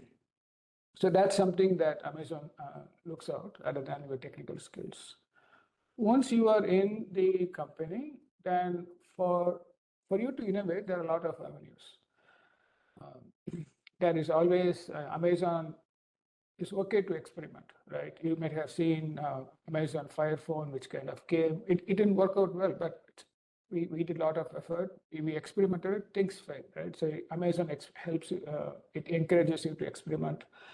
And we see failures as a learning opportunities to learn more, right? And with that mindset, it helps you to take some risk, a calculated risk, right? So that I feel is an important thing that Amazon gives for engineers to innovate. And second thing is Amazon is a data-driven company. Anything you do, it has to be valued by a data. Right?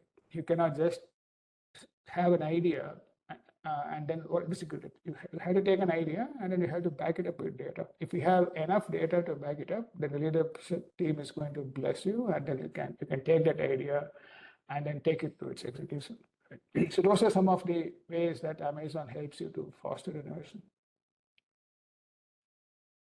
Awesome. That was very, very insightful. Thank you for your answer.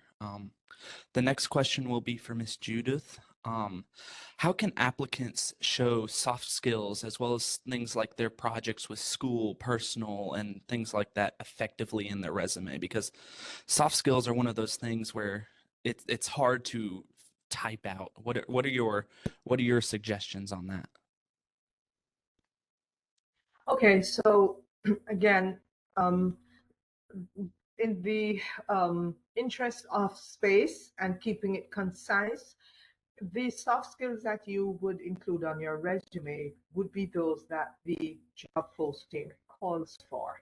So even though you might have additional soft skills that can speak to your value, you don't want to overkill it. You can add one or two in that skills section, and being able to speak to it, particularly in your interview, is going to help you. You said soft skills and projects. So if you have completed projects in college or elsewhere, as long as the information, as long as it pertains to the position that you're applying for and can show how you qualify for that position by telling about your projects, you can certainly include that in the very bottom of your resume. You can put a heading called projects and list the project, what you did, using, again, the strong action verb process, what you did, how well you did it, and, some kind of outcome if possible. That's what I would do. I think Thank I you. might have missed one other thing. You said soft skill project, then something else? The projects was two, technically. It was Okay. school and personal, but you hit it pretty well. I Got it. appreciate that. So just to follow up with that, say you have someone who doesn't have any work experience. How important are those projects? Are they going to help someone get into the door? They can, and certainly, excuse me, as Anu mentioned, one of the important things and the thing that appeals to an organization is how well you align with their values and mission. So as you research a company, you might be able to recall times where you have utilized certain skills to carry out some of those functions that show alignment to what they stand for in that organization. So whether it was a paid position, a volunteer position, unpaid position, it doesn't matter. Just being able to communicate how you use those skills, soft skills, hard skills, you can certainly display those on your resume. And remember that soft skills are often transferable. So even if you worked in an organization, again, in any capacity, and you're now moving to a different organization, you can use those skills, you can transfer them from one to the other. Again, the objective is to convey that you are able to bring value to that organization. And how are you going to do that? By showing that you have the skills to do what they want you to do. Awesome. Thank you so much for that. The next question will be for Miss Anu. What techniques can applicants use to manage their nervousness before and during an interview? Are there any specific exercises or any type of preparation a candidate can do to really ace that interview? Great question. I would say really some of these things I already covered in sort of my presentation. For me, I think preparation is the key. The more prepared you are, the more confident as a result. So research the company, review the job description thoroughly, practice common questions, practice responding using STAR method, mock interviews. Cannot emphasize this enough again. If you already put yourself in that position of an interviewee when somebody is asking you those questions and you've practiced responding to those questions, that really helps, because mentally your brain is wired and you know that, yes, I have done this before, or I know this skill, or I know what they're asking, I know how to respond to this, I have my example ready. That definitely helps. What personally helps me, not only for interview but in general, say I'm walking up on stage and I'm really sort of anxious before my presentation or whatever, if I'm delivering a speech or whatever, what helps me is like sort of relaxation and sort of mindfulness exercises. This may seem very commonplace.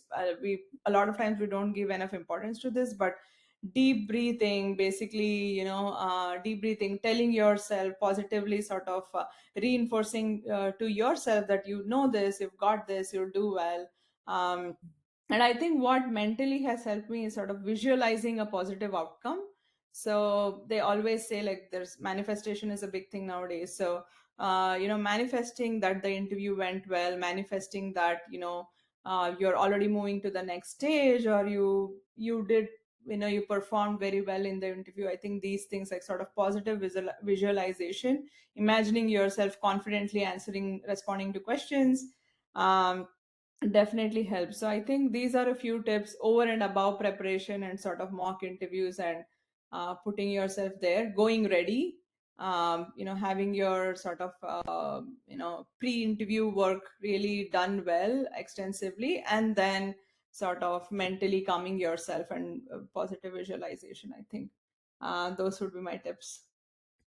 Awesome. Thank you so much. It seems a big thing with that is just believing in yourself and saying, I've got this, I've got this. So that's awesome. So thank you for 100%. that.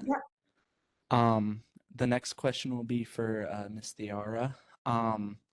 What has been the most surprising aspect of your career journey? And what advice would you give to like a new graduate going into the tech industry about maybe how to better output themselves or what path to kind of go down?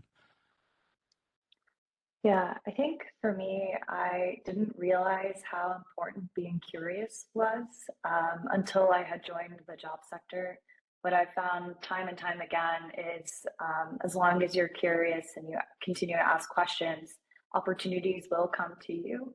And that's been true throughout my time at Meta and even on my time at Netflix. I'm currently working on a cloud gaming initiative, and that's completely tangential to like electrical engineering and what I was doing at Meta. And all of these things arose from me asking and trying to be engaged in these things. And I just like didn't really understand or really grasp how important that kind of aspect of myself would be once I moved into industry. So yeah, I would recommend people to be curious, always ask questions. If you're asking questions, I bet you there's another person in the room who has the exact same question who isn't raising their hand and asking.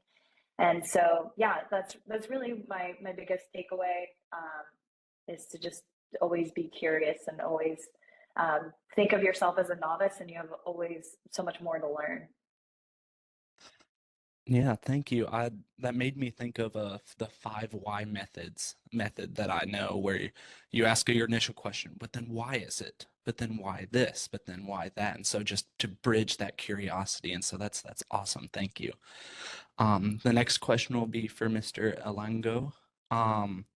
How important is growth in the career personally and all of that?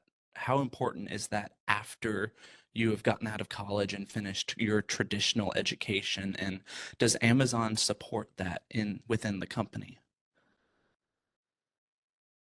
Yeah, if I understand the question is, how does Amazon help you to support your career growth, right?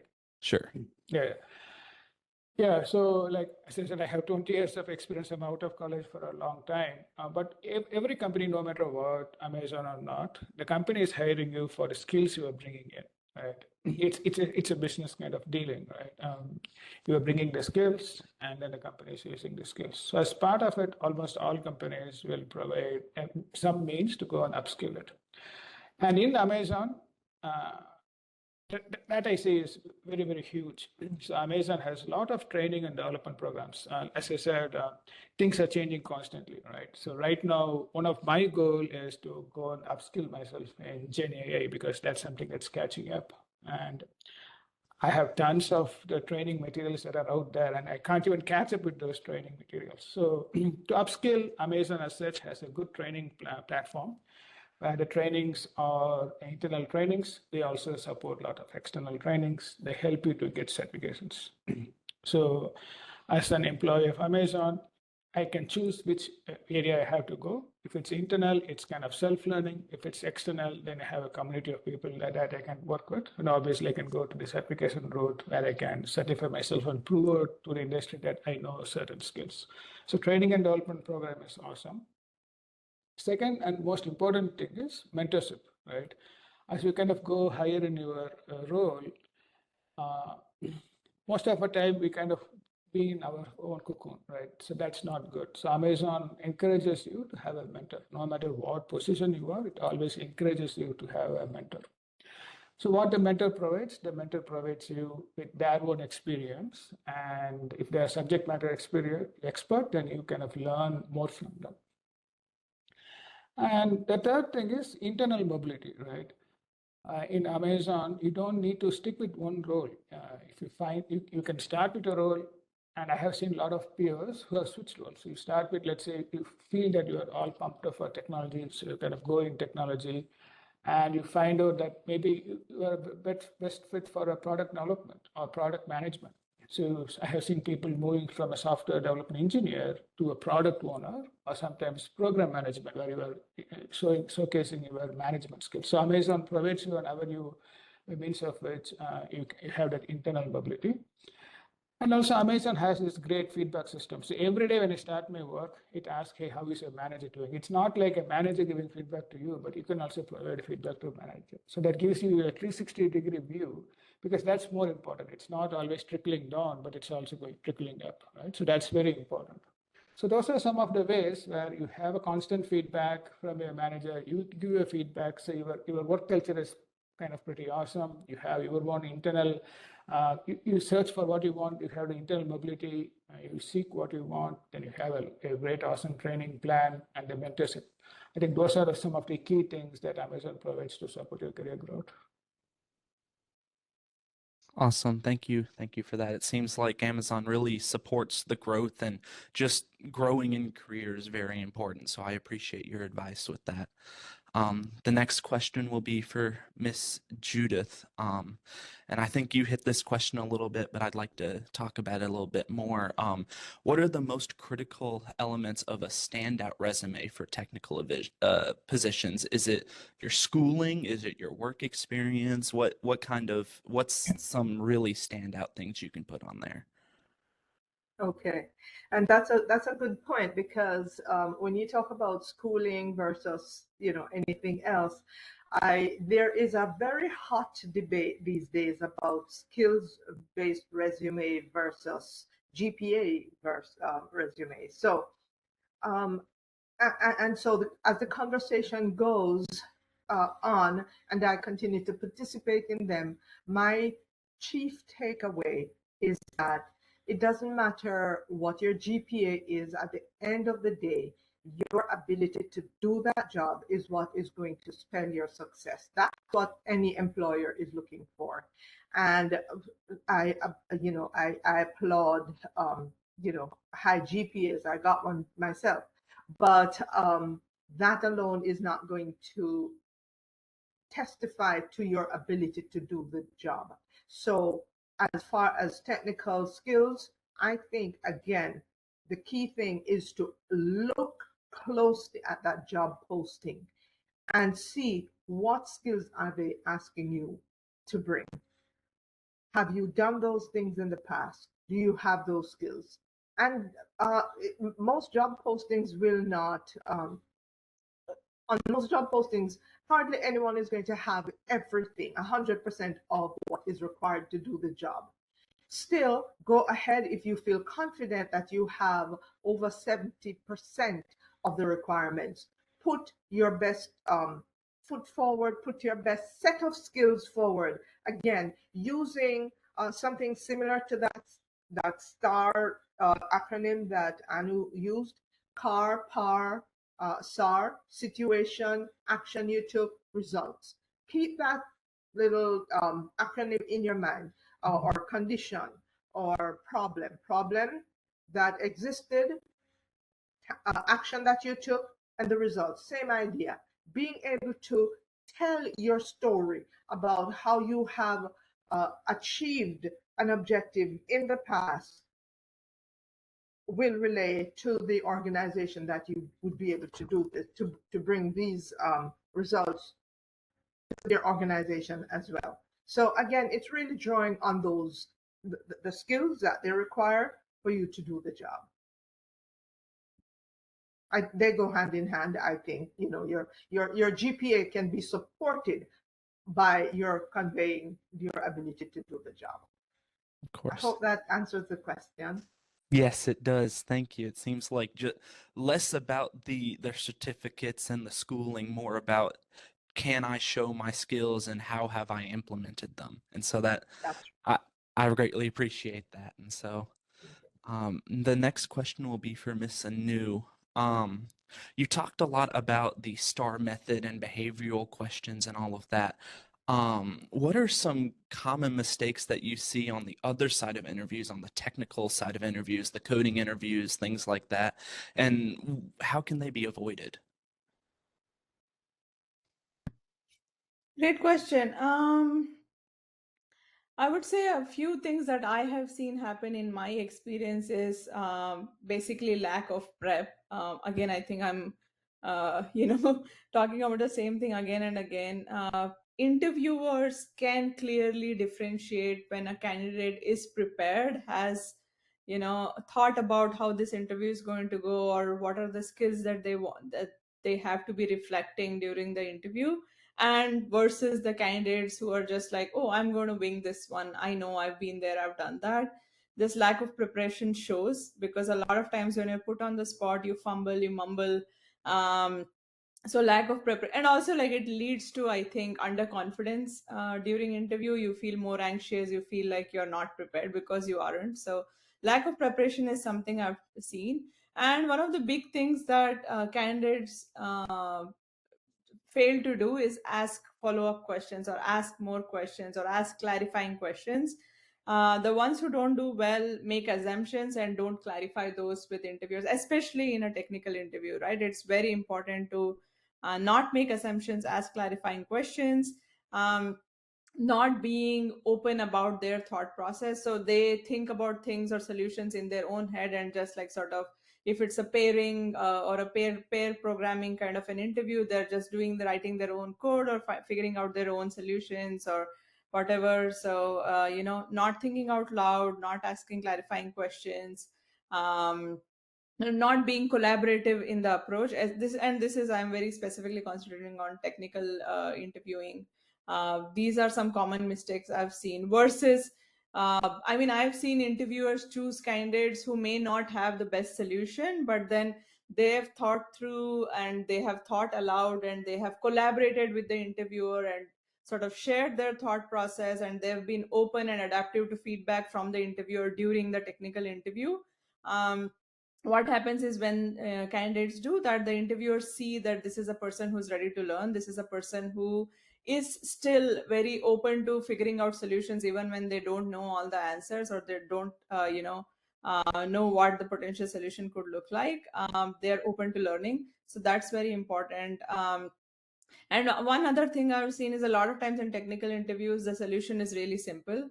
And in the enthusiasm of sort of proving their competence or proving their skills, I feel like candidates overcomplicate the solution, where it's like coming up with a simple code, or coming up with like an architecture or whatever. They overcomplicate solutions. So that's a common thing that I've seen. And a lot of times, as a result of that, they fail, or they provide non-optimum solutions, and that's not what the interviewer is really looking for.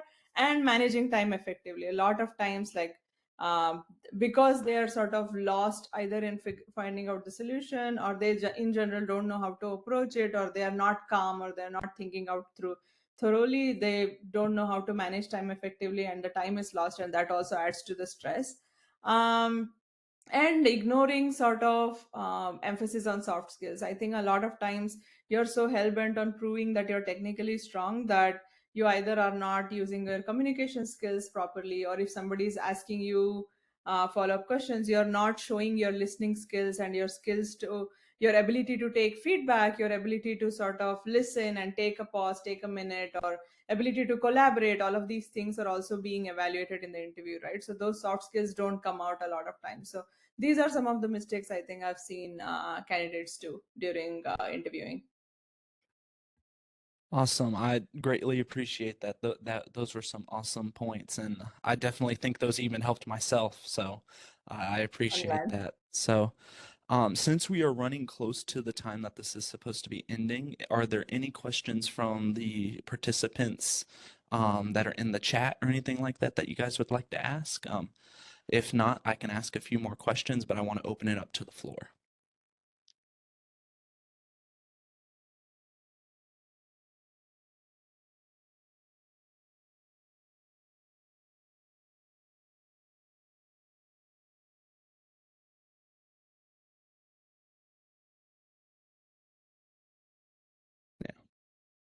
Okay, well, while people are trying to, oh, we have a question here. How do you know when it's the right time to change jobs? And I think this could be a good question for anyone that's willing to answer this.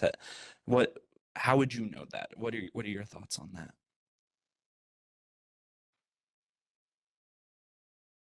I can take a dig at it. I think for me personally, as when I look at myself as an employee, as a candidate, I've had goals. Really having short, medium, long-term goals has really helped me. So even when I take a new position or I get a promotion, I'm always looking at what does 1 year from here, like what do I want it to look like? What does it look like for me in terms of like growth? Say if I'm managing 2 people right now, 2 years from now, do I want to be leading a bigger function? Do I want to be leading, taking additional responsibilities? And I have, with my manager, I discuss sort of the possibility of me getting there, set milestones as to what are the milestones that I need to achieve, what's the support that the organization, team, my manager need to provide me to sort of reach there. And it's then I think then it's a game of transparency and sort of, having constant sort of touch points with your manager to sort of share notes about where you're at, what are your areas of improvement, and then of course developing those. And if you feel like you've reached a stage where you've done everything you could, but the organization just does not have the opportunity to provide you that growth, or provide you the growth could be in terms of position, it could be in terms of learning newer skills and increased responsibilities, it could be in terms of even the compensation. If there are, say, 4 things you want to achieve and 2 out of those are non-negotiable, and if you feel like your organization cannot meet those 2 things, I think that's when it's time to sort of move on and look at what's outside. And one thing that I would recommend as a recruiter is, no matter how happy you are in your current organization, always have a tab on what's happening in the market. So what are the skills you have? And like I mentioned in one of my slides, always be connected with people who have the job that you aim to have like 1 or 2 years from now. So you know that what are the skills you're aiming to achieve. And then you also know which companies have that opportunity, and staying connected helps you sort of move from one job to the other. Awesome. It looks like we have a question specifically for you, Ms. Anu. How do you determine whether to work for startups or to work for corporates or corporations? That's an interesting question, because I started my journey with Accenture. I was leading their campus recruitment team for whole of India. So I moved very quickly. I got skip level promotions. I was doing very, very well. But then, yeah, I think for me, big corporates, and I think it's true for everyone, big corporates, maybe Alango can sort of add here, because he's from Amazon, which is one of the biggest out there. Big corporates have a lot of bureaucracy. I feel like a lot of, even if you want to bring a small change, you have to go through 10 approvals. You have so many processes to follow and things like that. And that was true for me with Accenture. I'm not saying it's bad, but for somebody like me who wants to see the result of, I want to see the impact of my work at a larger level. For me, it's important that I have some impact on decision making. For me, it's important that my initiatives are not met with bureaucracy, or this did not get implemented because the approval process takes 3 months, or there are 10 people in the corporate ladder that you have to please or make presentations to make one one small change. And also, like, when you're in a big corporate, like, everything is so structured that I feel like to bring innovation, it takes a lot more. Whereas in a startup, I feel innovation is easier, faster. The corporate hierarchy is not a lot. It's more flexible. You have access to decision making. You have access to the big picture more easily. So I have been, like, I think 85% of my career has been in startups. So and I've loved it. But the caveat is that it comes with a lot more work. Like in a company like Accenture, it's possible for you to have a 9 to 5. It's possible for you to like have work-life balance. Whereas in a startup, not that somebody is forcing you to overwork, but then as a feature of the additional responsibilities you have, you're running so many projects, you're doing so many things, and you're also anxious to learn. You want to learn so much and contribute to the growth, that more often than not, it means that you're also like working a lot more. And for someone like me, that works. For others, it might not. So, but then, yeah, for me, that's been the decision as to how quickly can you have impact over the big picture. That's really, I think it boils down to that. Yes, a great point on like, we touched almost everything. From my experience, again, it's all depending on experiences. Anu said, where do you want to go, right? It's very personal. Just from the technical side, so Anu was kind of saying, if you are in startup, then you are going to wear multiple hats because the team size is very small and we are not going to have a lot of people. So you have to wear multiple hats. It could be like you'll be hands on keyboard working on something, then there'll be a production problem. You have to quickly switch your hat. Now you have to solve the production problem. You have to manage your projects by yourself. But in a big corporation, you have a dedicated set of team for each and everything, and it's easy to delegate. If it's something around production problems, you can say, hey, we have a separate team who's going to work on it. So it's very easy to delegate. And as Anu said, it's about the balance, right? As you kind of look at your circumstances and kind of feel where you fit in.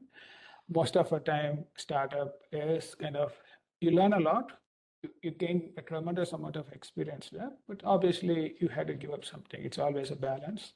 It could be something, it may not be a 9-to-5 job, you need to put some extra effort. And in case of corporate, you could plan structured work to be in that 9-to-5 because you have a lot of things that you can delegate. And may I add a little bit to that also? Go for it. Yes, so great points that you both made, Elango, Anu. One of the things that when I worked for a startup was I enjoyed the latitude to be creative, and it was very aligned with their vision. I totally identified with. I wanted to contribute to, so it lent to my personal growth and development. So that's a plus. So in analyzing whether to go with startup versus an established corporate body, entity, you want to look at the pros and the cons. And one of the things that happened for me in that startup was the risk factor was very great, and I had no way of knowing, although I probably could have had a bit of clue based on their history. So they had, you want to look at where they started, how they changed and morphed from one thing to another, and eventually,